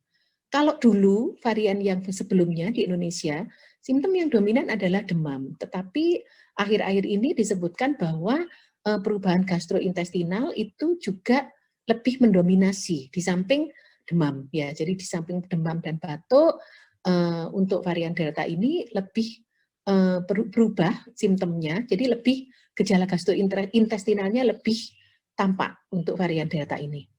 Kemudian juga penelitian menunjukkan bahwa pasien yang terinfeksi varian Delta itu mempunyai risiko 2 kali untuk menjadi rawat inap ya, atau mengalami hospitalisasi, jadi dirawat di rumah sakit dibandingkan dengan pasien yang terinfeksi oleh varian Alpha. Ya, jadi memang varian Delta ini harus kita garis bawahi karena beberapa fakta yang sudah saya sebutkan sebelumnya. Nah, varian Delta ini, mengapa varian Delta itu sangat cepat menular? Ya, karena memang kalau kita lihat bahwa varian Delta ini punya kemampuan yang kita sebut dengan evasif manuver. Ya, jadi pada virus ini yang di sebelah kiri ya, pada protein S di N-terminal domain ya, ini ada suatu super site yang dimana site ini antibodi nanti akan melekat ke super site ini ya. Nah, jadi kalau pada varian yang sebelumnya ini nanti antibodi netralisasi ini akan berikatan di super site ini. Nah, mutasi pada varian Delta ini menyebabkan beberapa perubahan ya. Yang pertama adalah jadi varian Delta ini mutasinya ada 9 mutasi di protein S ya, di mana ada satu mutasi yang paling penting ya, yang penting yang disebut dengan P681R ini akan menyebabkan perubahan pada asam amino tepat di samping furin cleavage site. Nah, padahal furin cleavage site ini kan digunakan oleh virus ini untuk untuk melakukan fusi dengan sel host. Nah, kalau terjadi mutasi di sini, maka varian ini tidak perlu lagi furin untuk masuk. Ya, jadi karena ada perubahan sehingga dia tidak perlu lagi furin, dia bisa langsung fusi kepada sel host, sehingga adanya mutasi di P681R ini menyebabkan varian ini lebih dan lebih sangat menular ya. Nah, kemudian perubahan yang lain adalah bahwa perubahan pada N-terminal domain ini menyebabkan adanya tonjolan pada domain ini yang tadi super site ini tadi, sehingga antibodi tidak lagi cocok ya. Karena ada tonjolan ini, akhirnya antibodi netralisasi tidak bisa mengikat, sehingga akhirnya karena dia dapat escape immunity, maka manifestasinya tentunya juga akan lebih berat dan transmisinya juga akan semakin cepat ya, akan semakin cepat. Nah, yang berikutnya adalah ada lagi varian. Jadi memang luar biasa ya varian Delta ini ya.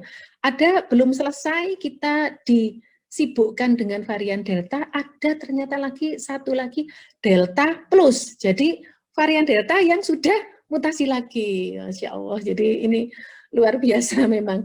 Jadi ini varian Delta plus ini adalah varian of interest. Jadi suatu varian virus yang baru dari coronavirus yang diidentifikasi di awal Juni ya, awal Juni, jadi di 11 Juni.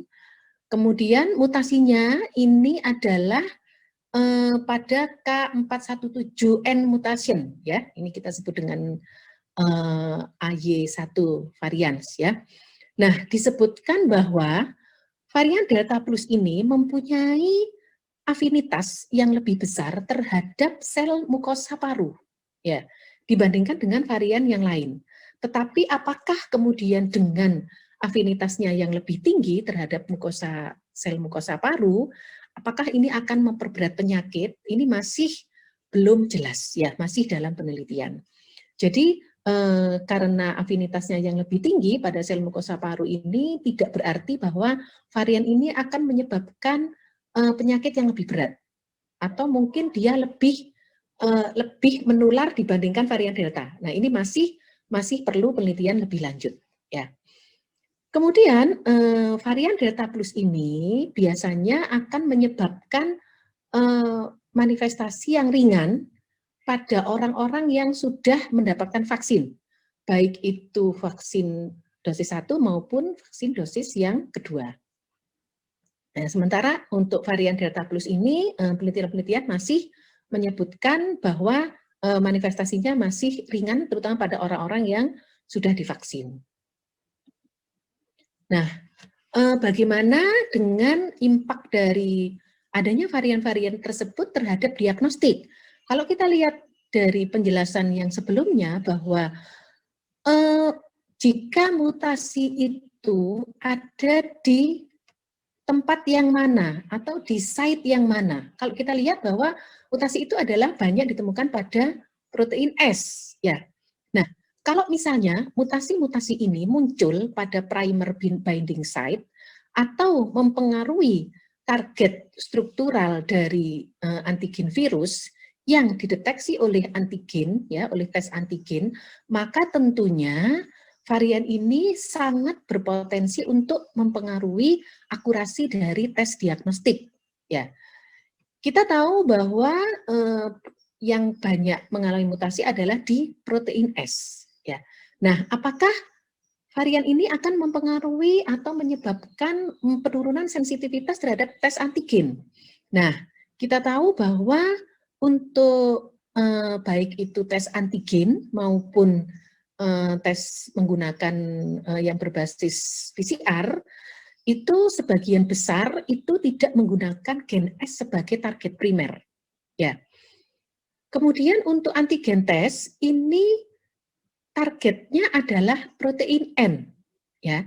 Dan sebagian besar tes PCR itu juga menyertakan atau memasukkan target gen N sebagai gen primer, ya, target gen primer.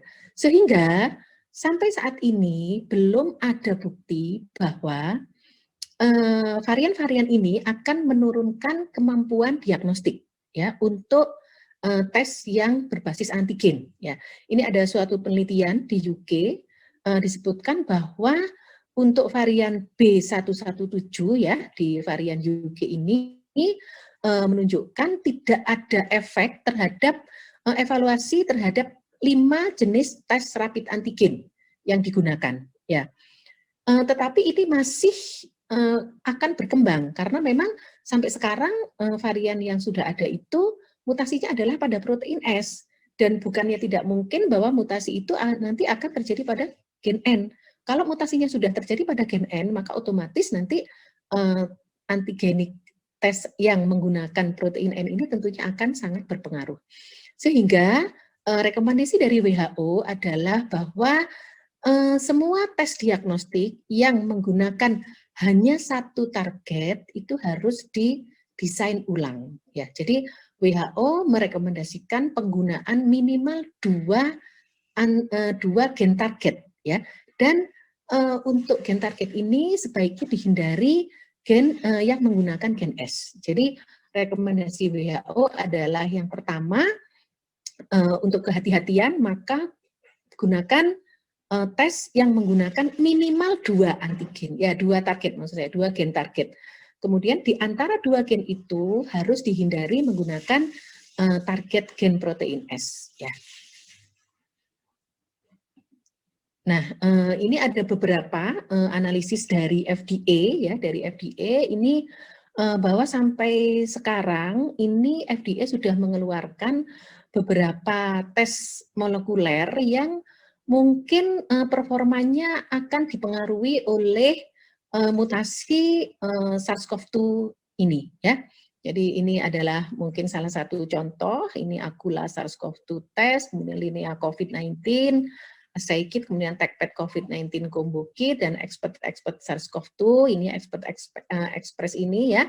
Karena memang yang 3 ini salah satunya menggunakan protein S, ya. Tetapi penelitian terbaru menunjukkan bahwa karena mereka ini menggunakan target gen selain S, maka performa diagnostiknya masih bagus, ya, dari web yang dikeluarkan oleh masing-masing ini, ya, masing-masing kit ini. Kemudian kalau yang Expert Express SARS-CoV-2 ini kita tahu bahwa target yang digunakan hanya protein N, sehingga memang FDA sesuai dengan yang direkomendasikan WHO bahwa tidak direkomendasikan menggunakan satu target, walaupun itu adalah protein N, ya, karena nanti kemungkinan sensitivitasnya atau akurasinya juga akan menurun. Nah, ini ada satu penelitian dari Artesi ini ya, et al. Ini bahwa ternyata selain yang menggunakan protein S sebagai target utama, ternyata ada juga bukti bahwa ada suatu mereka melaporkan adanya identifikasi suatu single nucleotide polymorphisme pada gen E ya pada SARS-CoV-2 ini yang dihubungkan dengan kegagalan qRT-PCR ini yang mentargetkan protein E atau gen E ya pada SARS-CoV-2 test ya.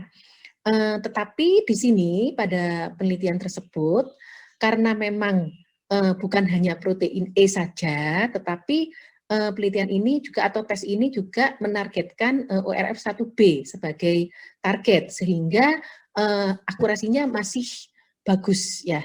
Jadi di sini direkomendasikan untuk itu direkomendasikan bahwa kepentingan atau keperluan untuk targeting dua region atau dua gen target ini merupakan suatu hal yang sangat penting ya. Jadi sampai WHO merekomendasikan minimal ada 2 gen target ya. Dan juga pada penelitian-penelitian tersebut juga menunjukkan bahwa sequencing menjadi hal yang sangat penting ya dalam mengantisipasi masalah-masalah yang mungkin timbul akibat penggunaan diagnosis COVID-19. Nah, jadi apa yang harus kita lakukan ditinjau dari laboratorium? Maka sebenarnya yang perlu kita lakukan adalah sequencing ya. Sequencing ini seperti wajib bukan hanya untuk screening ya, untuk surveillance, tetapi sebenarnya ada beberapa peran yang lain. Kenapa sequencing itu sangat perlu dilakukan? Yang pertama adalah untuk monitoring dan evaluasi dari diagnostik ya, untuk memonitor dan mengevaluasi bagaimana performa diagnostik dari tes yang sudah kita lakukan. Kemudian juga untuk mendesain tes yang reliable ya. Kalau misalnya kita sudah banyak menemukan ternyata di Indonesia atau di Jawa Timur ini yang banyak adalah mutasi pada ini. Nah, ini nanti bisa digunakan untuk mendesain tes-tes yang lebih reliable ya. Kemudian juga untuk mendesain tes-tes yang spesifik terhadap varian tertentu. Sehingga kedepannya harapannya adalah sequencing based diagnostik itu bisa menjadi suatu first line diagnostic test. Tapi entah ini kapan ya, karena kita juga masih berjibaku dengan varian-varian yang baru ini, terutama varian Delta. Nah, jadi sequencing itu akan menimbulkan beberapa keuntungan ya, akan memberi efek pada beberapa hal ya. Yang pertama adalah sequencing itu dilakukan untuk membedakan antara infeksi persisten dengan strain virus yang sama dengan reinfeksi dengan strain virus yang baru ya. Di mana ini membedakan keduanya ini akan berimplementasi untuk intervensi prevensi reinfeksi pada pasien-pasien yang positif berulang-ulang, hasil positifnya berulang-ulang ya. Kemudian yang kedua adalah untuk deteksi dan identifikasi mutasi pada gen protein S yang spesifik ya, di mana varian-varian ini mempunyai potensi terjadinya resistensi atau penurunan suseptibilitas terhadap antibodi netralisasi atau antibodi monoklonal pada pasien-pasien yang tidak berespon terhadap terapi COVID-19 ya.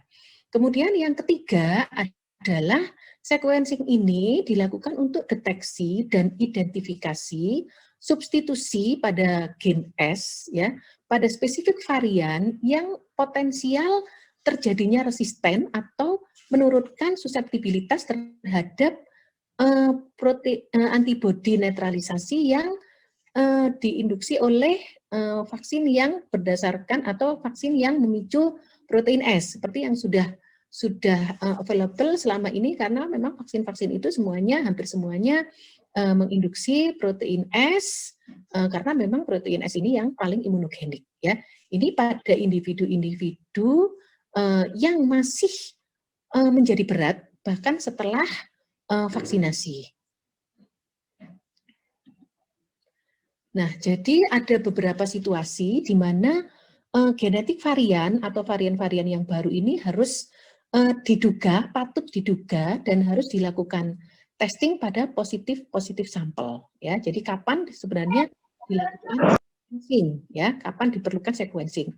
Yang pertama adalah pada pasien-pasien yang terjadi reinfeksi. Ya, pada infeksi berulang, baik itu infeksi yang ringan, sedang maupun berat. Ya, baik itu pada OTG maupun pada yang manifestasi yang ringan. Ya, yang kedua adalah pada pasien-pasien yang berkembang menjadi infeksi yang itu tidak umum, tidak biasa. Ya, jadi baru sehari terus masuk rumah sakit jam 9, jam 12 sudah meninggal.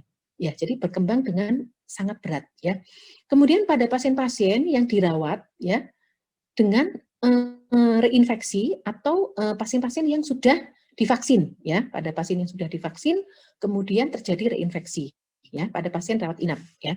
Kemudian tentunya yang keempat adalah pasien-pasien yang ditemukan adanya indikasi kegagalan terapi. Nah, yang berikutnya adalah pengaruh dari varian ini terhadap vaksin. Kalau kita lihat di sini bahwa antibodi yang diinduksi oleh vaksinasi itu nanti setelah kita vaksin dosis kedua, maka akan timbul antibodi, ya, antibodi yang diinduksi oleh vaksinasi. Nah, diharapkan kalau kita sudah divaksin, maka kalau kita terinfeksi oleh virus yang sama, maka antibodi yang kita hasilkan itu nanti akan berikatan dengan virus tersebut sehingga akan terjadi netralisasi dan tidak menjadi berat, ya. Jadi fully neutralized. Jadi semua antibodi yang dihasilkan itu dapat menetralisir semua virus, ya. Tetapi ketika ada varian yang baru, bisa jadi antibodi ini tidak mampu untuk menetralisir virus, ya, dengan beberapa mekanisme yang sudah saya sebutkan sebelumnya, ya. Jadi ini adalah salah satu pengaruh dari adanya varian terhadap efikasi suatu vaksin, ya. Jadi kemampuan antibodi netralisasi ini terhadap virus varian ini mungkin akan berbeda dengan kemampuan bindingnya pada original virus. Nah, sekarang kita mungkin lihat dari beberapa penelitian, ya. Untuk varian yang B1351, ya, atau varian South Africa. Nah, ini disebutkan tadi bahwa varian ini punya kemampuan untuk menghindar dari sistem imun, ya. Dia bisa menghindar dari sistem imun, baik itu sistem imun yang dihasilkan dari infeksi sebelumnya ataupun dari vaksin, ya.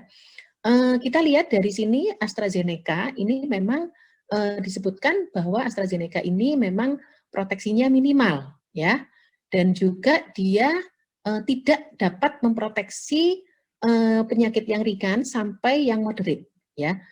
Apakah AstraZeneca ini dapat memproteksi terhadap severe disease terhadap varian B1351? Ini masih dalam pertanyaan, ya, masih dalam penelitian. Kemudian bagaimana dengan Pfizer, ya, Pfizer atau BioNTech vaksin. Nah, ini disebutkan bahwa titer antibodi netralisasi ini berkurang kurang lebih 2-3 kali, ya. Sedangkan untuk yang Moderna ini didapatkan penurunan, ya, penurunan 6 kali, penurunan titer antibodi netralisasi ini 6 kali, ya, dengan adanya varian South Africa ini. Kemudian 3 uji klinis terhadap Novavax vaksin dan Johnson & Johnson vaksin ini melaporkan adanya efikasi sebesar 60% dan 57% terhadap varian B1351, ya. Kemudian untuk Johnson & Johnson vaksin ini didapatkan efikasi, ya, sebesar 85%, ya, terhadap terjadinya penyakit berat dan penyakit kritis, ya, pada varian B1351, ya. Nah, bagaimana dengan Sinovac? Nah, ini susahnya, ya, karena penelitian-penelitian tentang vaksin Sinovac ini masih minim, ya, masih sedikit sekali, karena memang kita tahu bahwa yang menggunakan vaksin Sinovac ini masih beberapa negara ya, kalau nggak salah Turki, Brasil, Indonesia, Singapura. Jadi banyak di negara-negara Asia memang ya. Sehingga penelitian-penelitiannya masih belum banyak dilaporkan ya. Sehingga sampai sekarang kita masih belum tahu bagaimana efek vaksin Sinovac ini terhadap varian-varian yang baru ini. Kemudian yang berikutnya adalah varian UK ya. Bagaimana varian UK efeknya terhadap efikasi vaksin ya. Di sini disebutkan bahwa ada reduksi ya terhadap antibodi netralisasi dengan vaksin mRNA ya. Ini Pfizer, BioNTech dan Moderna ya. Kemudian juga hal yang berbeda karena AstraZeneca ini dari UK ya.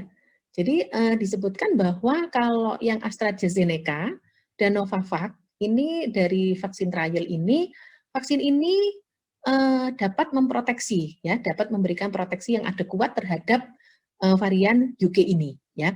Nah, kalau kita lihat dari sini bahwa sebenarnya memang diperlukan monitoring circulating varian ya. Ini untuk melihat apakah varian-varian yang ada itu akan mengurangi efektivitas vaksin.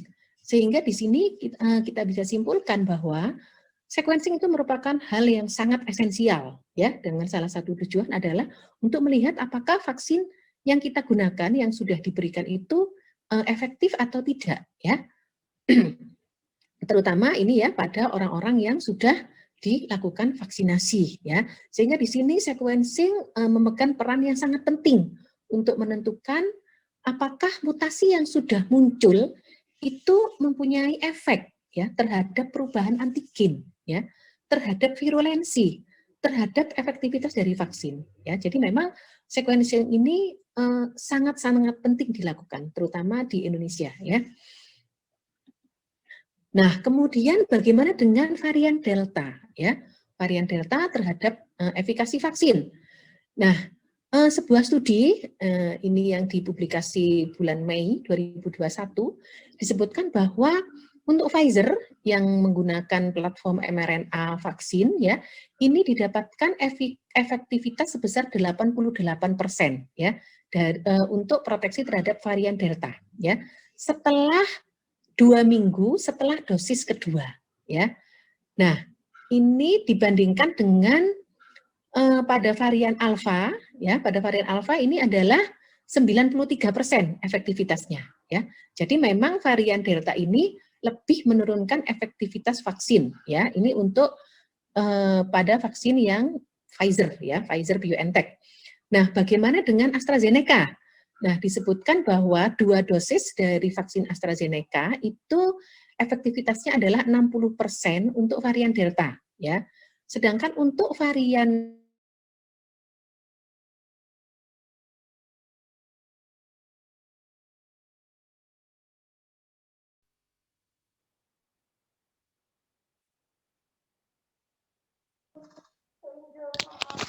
Mohon maaf ada gangguan sinyal, sebentar lagi akan dilanjutkan.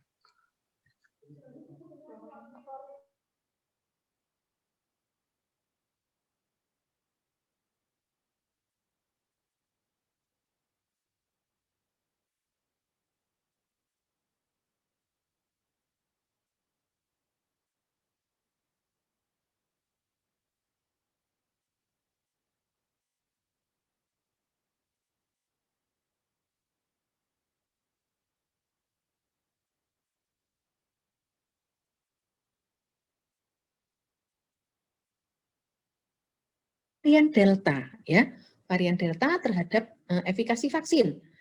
Nah, sebuah studi ini yang dipublikasi bulan Mei 2021 disebutkan bahwa untuk Pfizer yang menggunakan platform mRNA vaksin ya, ini didapatkan efektivitas sebesar 88% ya untuk proteksi terhadap varian Delta ya. Setelah 2 minggu setelah dosis kedua ya. Nah, ini dibandingkan dengan pada varian Alpha ya, pada varian Alpha ini adalah 93% efektivitasnya ya. Jadi memang varian Delta ini lebih menurunkan efektivitas vaksin ya. Ini untuk pada vaksin yang Pfizer ya, Pfizer BioNTech. Nah, bagaimana dengan AstraZeneca? Nah, disebutkan bahwa 2 dosis dari vaksin AstraZeneca itu efektivitasnya adalah 60% untuk varian Delta, ya. Sedangkan untuk varian B117 ya, untuk varian UK ini adalah 66%, ya. Jadi kalau untuk vaksin AstraZeneca, varian Delta ini juga efektivitasnya menurun ya terhadap vaksin. Nah, kemudian kedua vaksin ini efektivitasnya hanya 33% terhadap varian Delta ya pada orang yang mendapatkan dosis hanya 1 kali ya. Nah, dibandingkan dengan 50% ini sama-sama dosis 1 kali pada varian Alpha ya. Jadi memang bukti-bukti ini menunjukkan bahwa varian Delta itu harus lebih digarisbawahi ya, karena memang sangat menurunkan, ada bukti bahwa varian Delta ini sangat menurunkan efektivitas vaksin ya, bila dibandingkan dengan varian-varian yang lain. Ya. Matur nuwun sangat atas perhatiannya. Mohon maaf bila ada kekurangan. Semoga kita semua senantiasa dibarengi kesehatan dan bisa melalui pandemi ini bersama-sama. Matur nuwun, saya akhiri. Assalamualaikum warahmatullahi wabarakatuh. Waalaikumsalam warahmatullahi wabarakatuh. Terima kasih banyak Dr. Agustin atas pemaparannya yang sangat luas ya, sangat mencerahkan ini tentang mutasi pada virus SARS-CoV-2. Untuk langsung aja untuk menyingkat waktu, langsung kita masuk ke sesi diskusi tanya jawab. Ini sudah banyak ini pertanyaan yang masuk ini baik ke Dr. Hartono maupun ke Dr. Agustin. Langsung aja saya sampaikan ke pertanyaan pertama dari Dr. Elizabeth, spesialis patologi klinik dari RSUD Kupang kepada Dr. Hartono. Pertanyaannya, apakah Unity Real Time ini terhubung dengan semua alat analyzer otomatis di laboratorium secara otomatis, Dok? Atau data harus dimasukkan secara manual? Maksudnya misalkan untuk parameter kimia, hema, imun itu kan bisa jadi satu, ataukah harus sendiri-sendiri software-nya?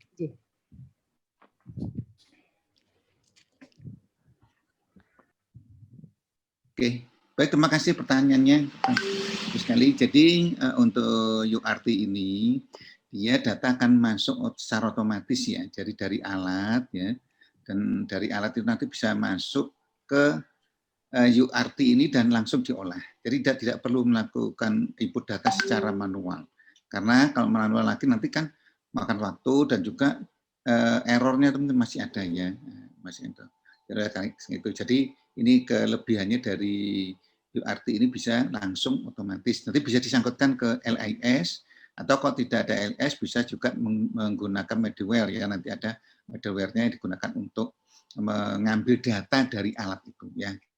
Bisa untuk hematologi, bisa untuk kimia klinik ya. Kemudian untuk data-data yang kualitatif pun bisa dilakukan di sini. Untuk misalnya urinalisis bisa digunakan di sini. Ya, saya kira demikian.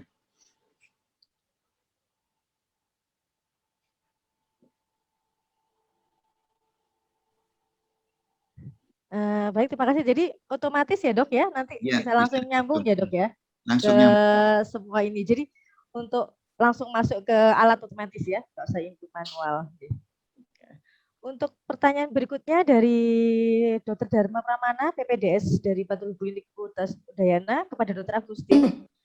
Pertanyaannya, apakah dari parameter laboratorium atau marker inflamasi yang sudah kita dapat, yang sudah kita periksa selama ini, bisa membedakan kecenderungan jenis varian apa yang menginfeksi pasien? Ya, oke. Matur nuwun, Dr. Dita.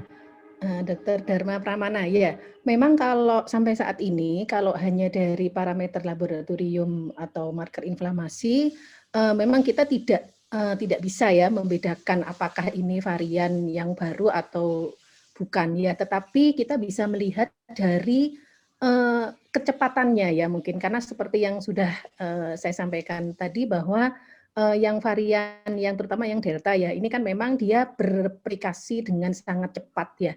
Jadi kalau misalnya kita melihat ada seorang pasien mungkin ya dengan CT yang rendah, kemudian dia juga di awal-awal sudah terjadi inflamasi yang berat. Nah, mungkin itu patut diduga bahwa pasien ini terinfeksi oleh virus yang varian yang baru. Atau mungkin juga pada orang-orang yang sudah divaksin.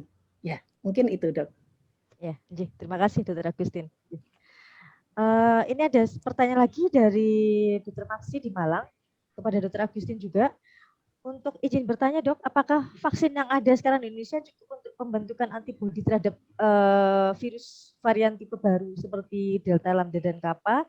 Atau apakah dari 2 kali vaksin itu bisa mencapai peak antibodi bertahan sampai berapa lama? Dan apakah perlu diperlukan booster? Kalau perlu kapan diberikan boosternya? Terima kasih. Ya, nggih. Matur nuwun. Ini Dr. Maksi ya, Dr. Maksi PPDS UB ya ini ya. Ya, apakah pertanyaannya, apakah vaksin yang ada di Indonesia sudah cukup untuk pembentukan antibodi terhadap varian virus tipe baru seperti Delta, Lambda, atau Kappa? Nah, ini yang harus penelitian ya dok ya. Karena kan di Indonesia itu kan selama ini yang kita pakai adalah CoronaVac ya, yang itu inactivated viral vaccine ya. Dan yang kedua adalah yang AstraZeneca. Sementara di satu sisi bahwa untuk yang CoronaVac ini masih sedikit penelitiannya. Kemarin ada salah satu studi di Brazil ya, karena kan memang CoronaVac itu salah satu yang memakai kan di Brazil, di Turki, dan di Indonesia. Nah, di Brazil itu melaporkan bahwa CoronaVac ini memang menunjukkan penurunan efikasi ya untuk varian-varian yang baru, terutama varian yang varian South Africa, karena di Brazil kan yang banyak yang varian yang South Africa ya, dan juga varian Lambda. Tetapi bagaimanakah penurunan atau berapa besar penurunan efikasinya terhadap varian yang Delta ini kita masih belum tahu. Tetapi kalau kita mengacu pada penelitian-penelitian yang lain bahwa memang ada penurunan terhadap varian yang baru, tapi berapa besarnya masih belum tahu. Ya, memang ada penurunan, tetapi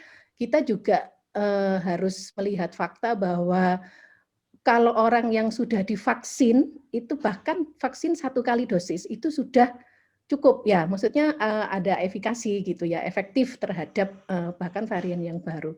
Walaupun memang ada penurunan, apalagi yang sudah 2 kali divaksin. Gitu ya. Nah, kemudian apakah 2 kali vaksin bisa mencapai peak antibody bertahan sampai berapa lama dan kapan diperlukan booster? Nah, ini juga saya kira juga masih belum tahu ya. Kalau kita seperti yang tadi disampaikan oleh Prof. Aryati di sesi 1 bahwa memang bertahannya itu kan mungkin sekitar 4 sampai 6 bulan ya. Nah, ini alhamdulillahnya adalah kemarin baru saja Kementerian Kesehatan merekomendasikan vaksin Moderna untuk tenaga kesehatan. Nah, ini seperti angin segar ya buat kita semua tenaga kesehatan, karena dari penelitian itu disebutkan bahwa lebih direkomendasikan untuk menggunakan vaksin yang dosis 3 itu dengan platform yang lebih yang beda ya, yang lebih imunogenik ya. Karena kan memang kita tahu bahwa yang CoronaVac ini kan memang dari studi kan memang dia yang paling sedikit ya imunogenisitasnya ya dibandingkan dengan platform yang lain. Ya, mungkin itu Dr. Dita.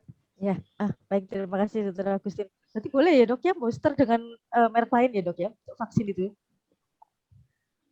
Booster Boleh, dengan berbeda dok. merek Dengan gitu ya, merek dok, yang ya? sama pun, iya, dengan merek yang sama pun sebenarnya juga bisa dok meningkatkan jumlah antibodi. Tetapi mungkin kita harus melihat ke ini ya, lebih ke arah masih banyak yang belum dapat gitu ya dok. Sedangkan untuk herd immunity itu kita masih sangat jauh ya. Jadi akan lebih baik kalau mungkin kita lebih memberikan kesempatan kepada yang lain, dan apalagi dari Kementerian Kesehatan kan sudah memberikan insya Allah untuk tenaga kesehatan dengan Moderna. Ya. Oke, baik, terima kasih Dr. Agustin.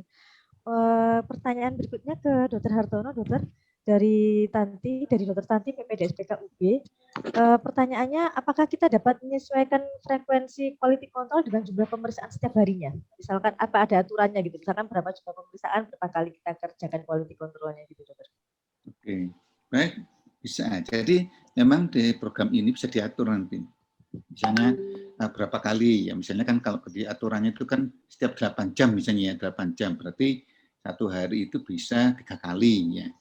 Kemudian kita bisa menggunakan juga misalnya kontrol ya, bisa 1 atau 2 kontrol, 3 kontrol ada di sana ya. Hanya saja kalau kita menggunakan 1 kontrol itu kan nanti evaluasinya tidak bisa langsung ya, harus nunggu dulu. Nah ini masalah di situ.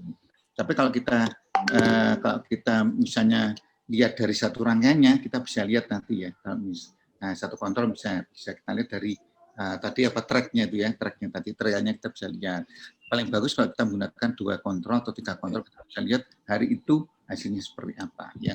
Jadi kita bisa tentukan. Juga bisa tentukan juga karena di sini kan sifatnya sifatnya apa? Di sini sifatnya familiar ya. Jadi nanti kita bisa back to rule-nya atau mungkin waktunya, kemudian juga misalnya frekuensinya bisa diatur di situ dengan nanti jika mengatur yang ada di dalam atas itu, di dalam dalam satu kalau di dalam program itu di dalam software anunya tadi ya, input datanya tadi ya, nah, bisa diatur nanti di sana. Ya saya kira demikian, Dokter Indah. Jadi untuk jumlah pemeriksaannya juga bisa ya dok ya? Bisa diatur. Disesuaikan ya. Banyak, Jadi ya, bisa tidak hanya jam ya dok. Ini kan tadi berarti dokter matur 8 jam, setiap 8 jam. Ini kalau misalkan setiap 100 kali tes langsung dikontrol gitu, jadi bisa ya dok ya? Bisa, jadi bisa. Jadi memang sangat sangat familiar sekali program ini. Juga untuk jumlahnya, misalnya kita punya 20 bisa kita langsung masukkan di sana. Ya. Bisa 30 bisa. Kemudian bisa kita kelompokkan juga metodenya bisa dikelompokkan di sana. Nanti kita bisa bandingkan juga metode kita misalnya metode heksokinase misalnya. Kita bisa bandingkan punya kita, kemudian punyanya peer-review, saya punya mungkin ada laboratorium lain, peserta yang lain. Jadi kita bisa mengatur seperti itu. Kemudian peralatan juga bisa misalnya satu gunakan ROS, mungkin yang Siemens kita bisa kelompokkan menggunakan Siemens. Jadi nanti kita bisa bandingkan dengan kelompok yang lain begitu ya. Jadi mirip seperti ECAS ya. Mirip seperti ECAS. Hanya saja ini internal quality control gitu ya. Jadi misalnya yang kelebihannya di situ. Ini internal quality control yang kita perlakukan seperti ECAS ya. Kita bisa lihat tiap hari gitu. Nah, itu kita bisa bandingkan nilai kita dengan nilai peer review-nya dan sebagainya. Jadi menurut saya ini bagus sekali gitu ya. Kita bisa lihat hari per hari sebelum nanti kita memang harus tetap ikut ECAS. Ya, karena kan kita bisa lihat nanti bandingkan dengan teman yang lain. Saya kira demikian ya. Ya, jadi sesuai setting dari kita ya, dari pengguna ya dok ya? Iya, bisa kita setting dari penggunanya, saya kira. Iya, terima kasih. Selanjutnya juga ada pertanyaan dari nanti ke Dokter Agustin. Pada kasus infeksi COVID varian seperti Delta ini, apakah juga akan mempengaruhi parameter hematologi dan parameter inflamasi? Ya, tentunya kita harus lihat dari ini ya dok ya, apakah ada komorbid atau kemudian juga berapa viral load-nya gitu ya. Jadi kita harus melihat banyak hal ya, karena kalau parameter hematologi selama ini kan memang kita bisa melihatnya kan dari apakah terjadi inflamasi atau bagaimana prognosisnya dengan adanya inflamasi tersebut. Gitu. Jadi mungkin tidak bisa sendirian tentunya ya. Kita bisa curiga, tetapi tentunya yang kita lihat pertama kali adalah viral load-nya itu. Kemudian mungkin bisa dari CT-nya ya, walaupun itu tidak benar-benar menunjukkan viral load, dan juga dengan klinisnya. Jadi tetap case per case ya dok ya? Nggih. Biarpun sesama Delta Alpha, tapi kalau sudah ininya ya, sudah case kondisinya basic pasiennya juga sudah nggak ada ya, juga bisa jelek juga hasil parameter hematologi dan inflamasinya sih. Iya. Iya. Terima kasih Dokter Agustin. Ini pertanyaan selanjutnya lagi Dokter Agustin dari Dokter Nina di Malang ke Dokter Agustin juga. Ini efek ini mungkin juga sudah beberapa kali disinggung juga, efektivitas vaksin pada varian-varian yang telah mengalami mutasi ini bagaimana, kemudian bagaimana dengan vaksin dosis ketiga, apakah memang diperlukan, benar-benar diperlukan ini vaksin dosis ketiga? Ya, ya. Kalau efektivitas vaksin-vaksin ini terhadap varian mungkin tadi sudah saya jelaskan beberapa ya. Terutama varian yang alfa, beta, dan varian delta. Dan memang khusus untuk CoronaVac ini memang masih sedikit dok untuk penelitian-penelitian terkait dengan efikasinya terhadap varian yang ada ya. Jadi memang kita mungkin menunggu rilis dari penelitian yang lain ya.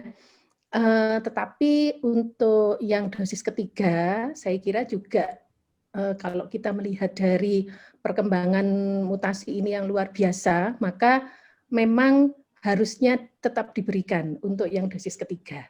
Ya.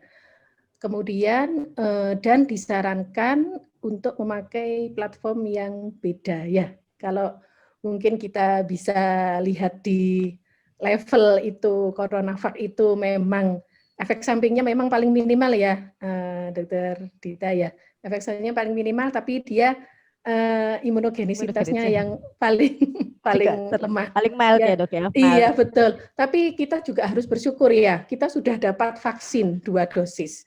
Yang itu dari penelitian memang protektivitasnya itu ada gitu ya. Jadi lebih bisa terproteksi gitu ya dibandingkan mereka yang masih menggunakan 1 dosis dan bahkan yang terutama yang tidak divaksin sama sekali. Ya, mungkin terima itu. kasih Dr. Agustin. Ini ada pertanyaan lagi ke Dr. Agustin. Ini mutasi soalnya virus mutasi ini lagi ngetren banget sekarang ini dok ya. Dan simpang siur sekali juga informasinya juga anjing. Ini dari Dr. Uci, PPDSPK UB kepada Dr. Agustin ini pertanyaannya apakah sudah ada definisi baru kontak erat dari CDC atau WHO berkaitan dengan varian Delta yang lebih menular? Ya. Terus yang kedua, jika mutasi sudah terjadi di furin cleavage site-nya, apakah pemeriksaan antibodi SRBD masih bisa digunakan untuk mengetahui status imunitas? Ataukah apakah perlu dilakukan pengembangan pemeriksaan SVNT atau PRNT? Ya, ya baik. Makasih Dr. Uci. Tadi yang pertanyaan pertama itu yang definisi kontak erat ya. Iya, kalau sampai perlu koreksi nih. Sampai saat ini WHO belum mengeluarkan ini dok rilis untuk perubahan definisi kontak erat. Justru yang lebih ditekankan pada oleh WHO adalah untuk peningkatan tracing ya, peningkatan tracing, testing itu yang harus lebih ditekankan. Jadi memang kalau per definisi masih belum ada, tapi tetap kewaspadaannya adalah karena dia lebih menular, maka tracing dan testingnya yang harus lebih ditingkatkan. Oh, anunya ya, iya. Okay. Terus untuk itu tadi mutasinya pada furin cleavage site-nya itu apakah dilakukan pengembangan pemeriksaan ya?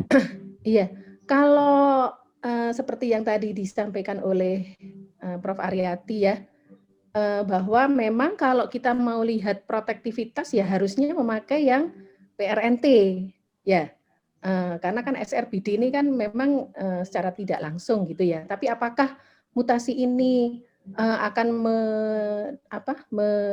mempengaruhi pembentukan antibodi SRBD? Sejauh ini belum dok, jadi masih reliable untuk kita gunakan untuk melihat jumlah antibodi atau status imunitas pasca vaksinasi.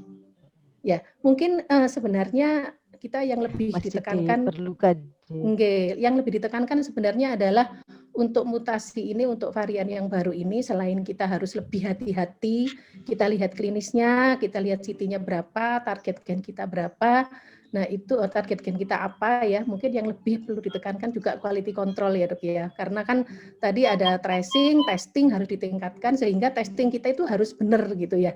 Makanya ini yang sponsor kita pada sesi ini ya, tentang quality control eksternal maupun internal itu harus lebih aware mungkin untuk para teman-teman di laboratorium harus lebih aware. Jadi memastikan bahwa pemeriksaan laboratorium yang kita tentukan itu mempunyai kualitas yang sangat bagus. Terima kasih Dr. Agustin. Ini dari Dr. Aditya dari Patologi Klinik PK UNER ya, dari PK UNER, kemudian pada Dr. Agustin. Ini mau bertanya mengingat sequencing dan berbagai keterbatasannya, sementara varian ini sudah begitu cepat berkembang, apakah ada tempat untuk deteksi COVID varian dengan menggunakan PCR dengan target gen varian sudah ditemukan sebelumnya? Apakah jadi kayaknya memang terbatas ini ya dok ya untuk sequencingnya ini ya. Disarankan sequencing, tapi kita mau berusaha di mana di sequencing ini sebenarnya? Iya. Kalau di Jawa Timur setahu saya di TDC itu ya sudah bisa untuk lagi lockdown itu dok, lagi lockdown. Oh Karena iya, saya juga masih nunggu hasil itu. Juga susah ada ini ya. sudah kirim sequencing kemarin tapi belum keluar sampai sekarang, sudah hampir 3 minggu ini. Nggih, Kayaknya lockdown masih ya. nggih, Iya. nggih, nggih. Jadi kalau misalnya kita memang itu akan lebih bagus ya, tetapi dari CDC maupun WHO kita masih belum dari CDC maupun WHO itu belum ada rekomendasi untuk menggunakan target apa yang tadi sequencing base diagnostik itu tadi masih belum ada. Jadi walaupun sekarang itu sudah dikembangkan tes ya, tes untuk diagnostik mutasi pada S ini ya untuk diagnostik, tapi selama ini masih direkomendasikan untuk surveillance, belum untuk diagnostik. Itu di luar negeri itu, Dok. Kalau di Indonesia, nah itu saya juga nggak bisa jawab ini. Iya. Sarannya sequencing tapi kita keterbatasan sekali untuk sequencing Iya, ya, Dok ya. betul. Agak susah ini untuk melihat mutasi memang. Jadi ini makanya ini berkaitan juga dengan pertanyaan Dokter Rima dari Rumah Sakit Baptis Batu ya ke Dokter Agustin. Apakah dengan pemeriksaan PCR yang sudah ada saat ini bisa memberikan perkiraan adanya mutasi, misalkan dengan CT value berapa atau sebenarnya mungkin harus dilihat dari gejala klinis dan penunjang lain saja yang lebih untuk menentukan ini kemungkinan mutasi atau bukan gitu.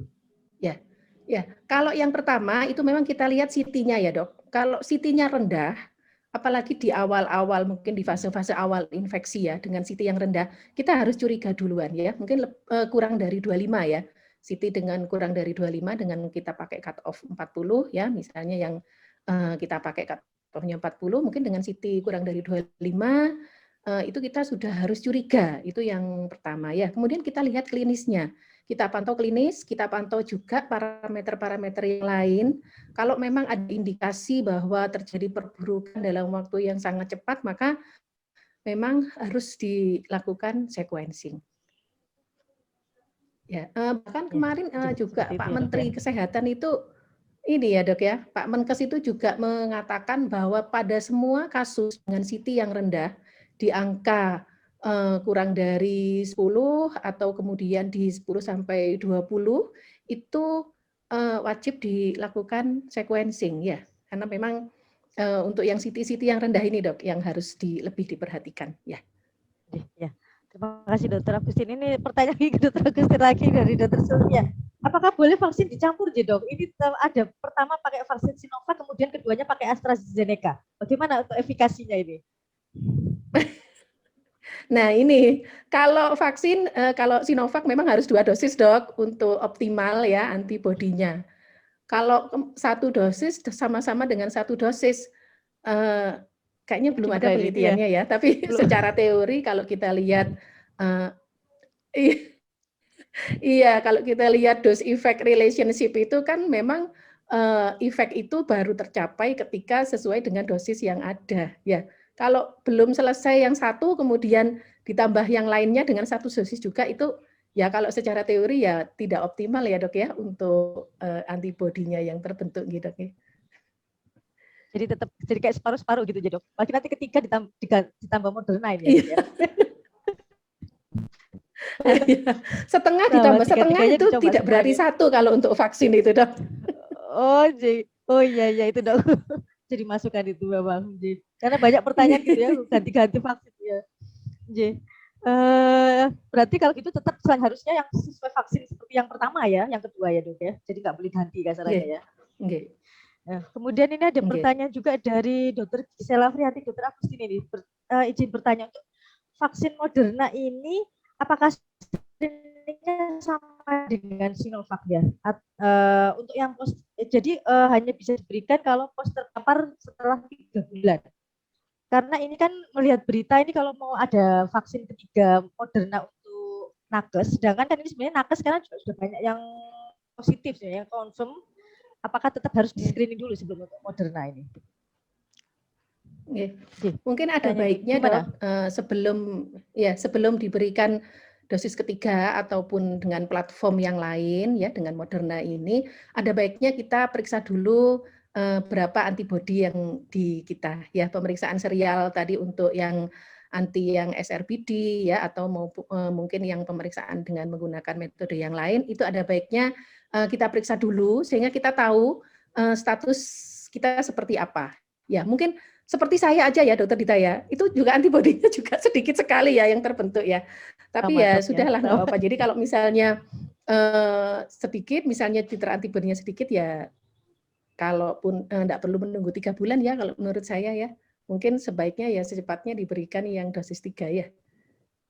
Ya, terima kasih. Satu lagi Dokter Agustin, ini dari Dokter Mutiara dari Malang ke Dokter Agustin. Jadi ini kalau kita mau diberikan vaksin dosis ketiga nih ya, yang rumor-rumornya ini Moderna ini, kan platformnya berbeda nih. Apakah tetap diberikan 1 dosis saja atau harus perlu 2 dosis?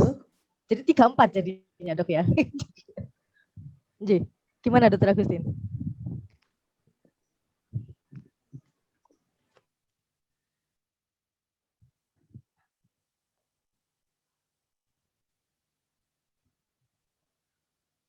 Halo? Mohon maaf dokter, sepertinya ada gangguan sinyal dari sinyal Dokter Agustin. Mohon ditunggu Oh gitu. sebentar. Saya kira saya yang yang nge-lag nih. Ini sisa terakhir ini.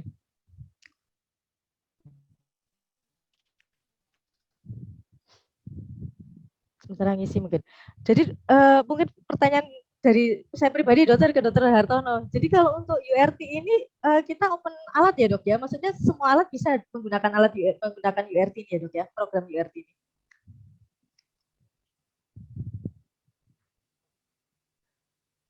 Mohon maaf Dokter Dokter Hartono Dita. mungkin di mute unmute-nya. Oke, iya baik, Dokter Indah. Mohon maaf tadi masih di unmute. Jadi saya terlempar itu tadi. Sebentar. Iya, ngapunten saya nanya sebentar ke Dokter Hartono, nanti dilanjut gitu. Gimana? Ya, monggo ya, silakan. Dokter Agustin, monggo pertanyaan yang langsung aja berarti dari Dokter Mutiara tadi dok. Jadi kalau vaksin dosis ketiga itu kan pakai platform yang berbeda dok, pakai Moderna. Berarti ini tetap perlu 2 dosis ataukah 1 dosis saja? Kan ini beda merek gitu kan dok. Kalau setahu saya rencananya ini kita cuma dapat 1 dosis itu dok. Lanjut, ini padahal kan mereknya beda. Iya. Boleh 1 dosis iya, gitu Nji. Iya, enggak apa-apa ya dok ya, karena kan ini booster ya dok ya sifatnya ya. Daripada tidak sama sekali. Booster aduh. Soalnya namanya setengah ini jadinya dok. Iya. Jadi sementara itu. Cuma ya tapi menurut gimana? Jadi tetap 1 dosis ini enggak masalah ya, enggak perlu 2 dosis ya. Nggih. Iya. Jadi dokter, terima kasih Dokter Agustin. Mungkin Dokter Hartono mohon maaf ini pertanyaan yang terakhir. Jadi untuk URT ini bisa digunakan semua alat ya dok ya? Ya, jadi prinsipnya bisa semua alat ya. Kecuali alat yang sudah yang lama gitu, yang alat lama yang tidak bisa connect dengan komputer ya mungkin tidak bisa ya. Kalau masih bisa connect dengan data gitu, insya Allah bisa ya, saya kira gitu. Oh biasa gitu, dok. Iya. Penting alatnya bisa connect dengan LIS atau mungkin middleware, insya Allah bisa. Oh setiap yang bisa connect dengan LIS, insya Allah bisa digunakan aplikasi URT. Matur nuwun sangat dokter. Jadi karena waktunya sudah habis ini, saya sudah juga hubungi panitia kalau waktu sudah habis ini kita sudah agak molor juga ini sebenarnya. Terima kasih banyak untuk Dr. Hartono Kahar dan Dr. Agustin Iskandar atas ilmunya yang sangat mencerahkan sekali siang ini, biarpun sesi terakhir tetapi tetap bersemangat deh. Jadi untuk sebenarnya resumenya enggak, karena ini beda topik juga ya, tapi resume saya jadi mungkin untuk digital quality control memang harus tetap sangat diperlukan untuk laboratorium karena ini mempengaruhi dari hasil yang akan dikeluarkan oleh laboratorium. Jadi dan ini sekarang sudah sangat dipermudah ya dok untuk quality control ini ya, jadi bisa automation juga dan bisa digunakan untuk semua alat. Jadi harusnya kita dari semua lab bisa untuk mulai menggunakan untuk quality control yang digital. Sedangkan untuk yang materi dari Dr. Agustin, jadi untuk virus mutasi ini memang sekarang sudah banyak sekali mutasi virus dan memang menyebabkan derajat keparahan ya dan juga penurunan efikasi dari vaksin. Dan untuk mengetahui mutasi ini memang satu-satunya yang memang harus sequencing ya dok ya, cuma untuk di Indonesia memang masih banyak keterbatasan untuk dilakukan sequencing. Tapi mungkin sebaiknya tetap untuk vaksin tetap harus dilakukan dan kemudian juga tetap harusnya protokol kesehatannya, masker yang penting itu sebenarnya. Dr. Dita, Ya. Dr. Dita Terima kasih sedikit. banyak untuk dua pembicara kita yang hebat. Dr. Agustin, monggo silakan. Dr. Dita, sedikit mungkin karena ini penting sekali ya, bahwa untuk interpretasi CT kita harus hati-hati ya Dok ya, jadi tidak bisa sendirian kalau misalnya mau mencurigai untuk varian Delta atau Alpha atau yang lain, karena memang CT ini memang beda-beda ya Dok ya, jadi harus lebih hati-hati. Mungkin itu Dok, tambahannya Dok sedikit. Ya. Terima kasih banyak Dr. Agustin atas masukannya. Jadi untuk sesi ketiga ini sudah kita lalui dengan dua pembicara yang sangat hebat dan sangat berkompeten. Terima kasih banyak Dr. Hartono Kahar, untuk Dr. Agustin, untuk kesempatannya kita berdiskusi siang ini. Saya kira karena waktu sudah habis, saya tutup. Terima kasih banyak untuk semua audien yang sudah menghadiri sesi ketiga ini. Semoga ilmu yang didapatkan bisa bermanfaat. Terima kasih banyak. Saya tutup. Assalamualaikum warahmatullahi wabarakatuh. Selamat siang. Saya kembalikan ke panitia, Iya. Terima kasih banyak kepada Dr. Dita. Terima kasih banyak juga kepada pemateri kita di sesi ketiga, Dr. Agustin dan Dr. Hartono. Luar biasa sekali materinya dan pastinya peserta sangat antusias. Baik, sebelum beranjak, mari kita foto bersama dulu, nggih. Dr. Hartono. Oh, beliau sudah leave. Belum kayaknya. Belum. Wonten. Dr. Hartono masih ada kok, masih hadir. Masih ada, J. Ada, masih. Cuman kok nggak bisa ini ya di.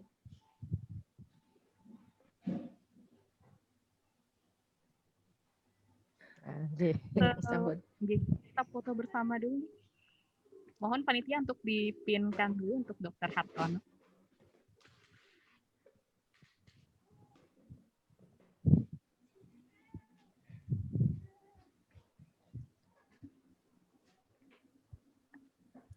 Kepada si Bukdok, mohon untuk memberikan aba-aba. Mohon izin, saya akan mulai foto bersamanya. 1, 2, 3. Mohon tunggu sebentar.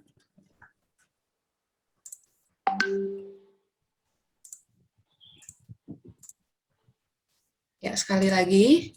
1, 2, 3. Ya, sampun. Terima kasih panitia. Terima kasih Dr. Hartono. Assalamualaikum Dr. Hartono, matur Dr. Dita. Matur nuwun. Dr. Indah.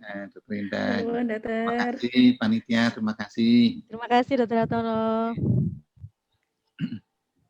Baik, sebelum break, mohon para peserta untuk mengisi link yang berada di chat untuk absen maupun untuk feedback-nya. Baik, jangan kemana-mana, kita break dulu selama 5 menit.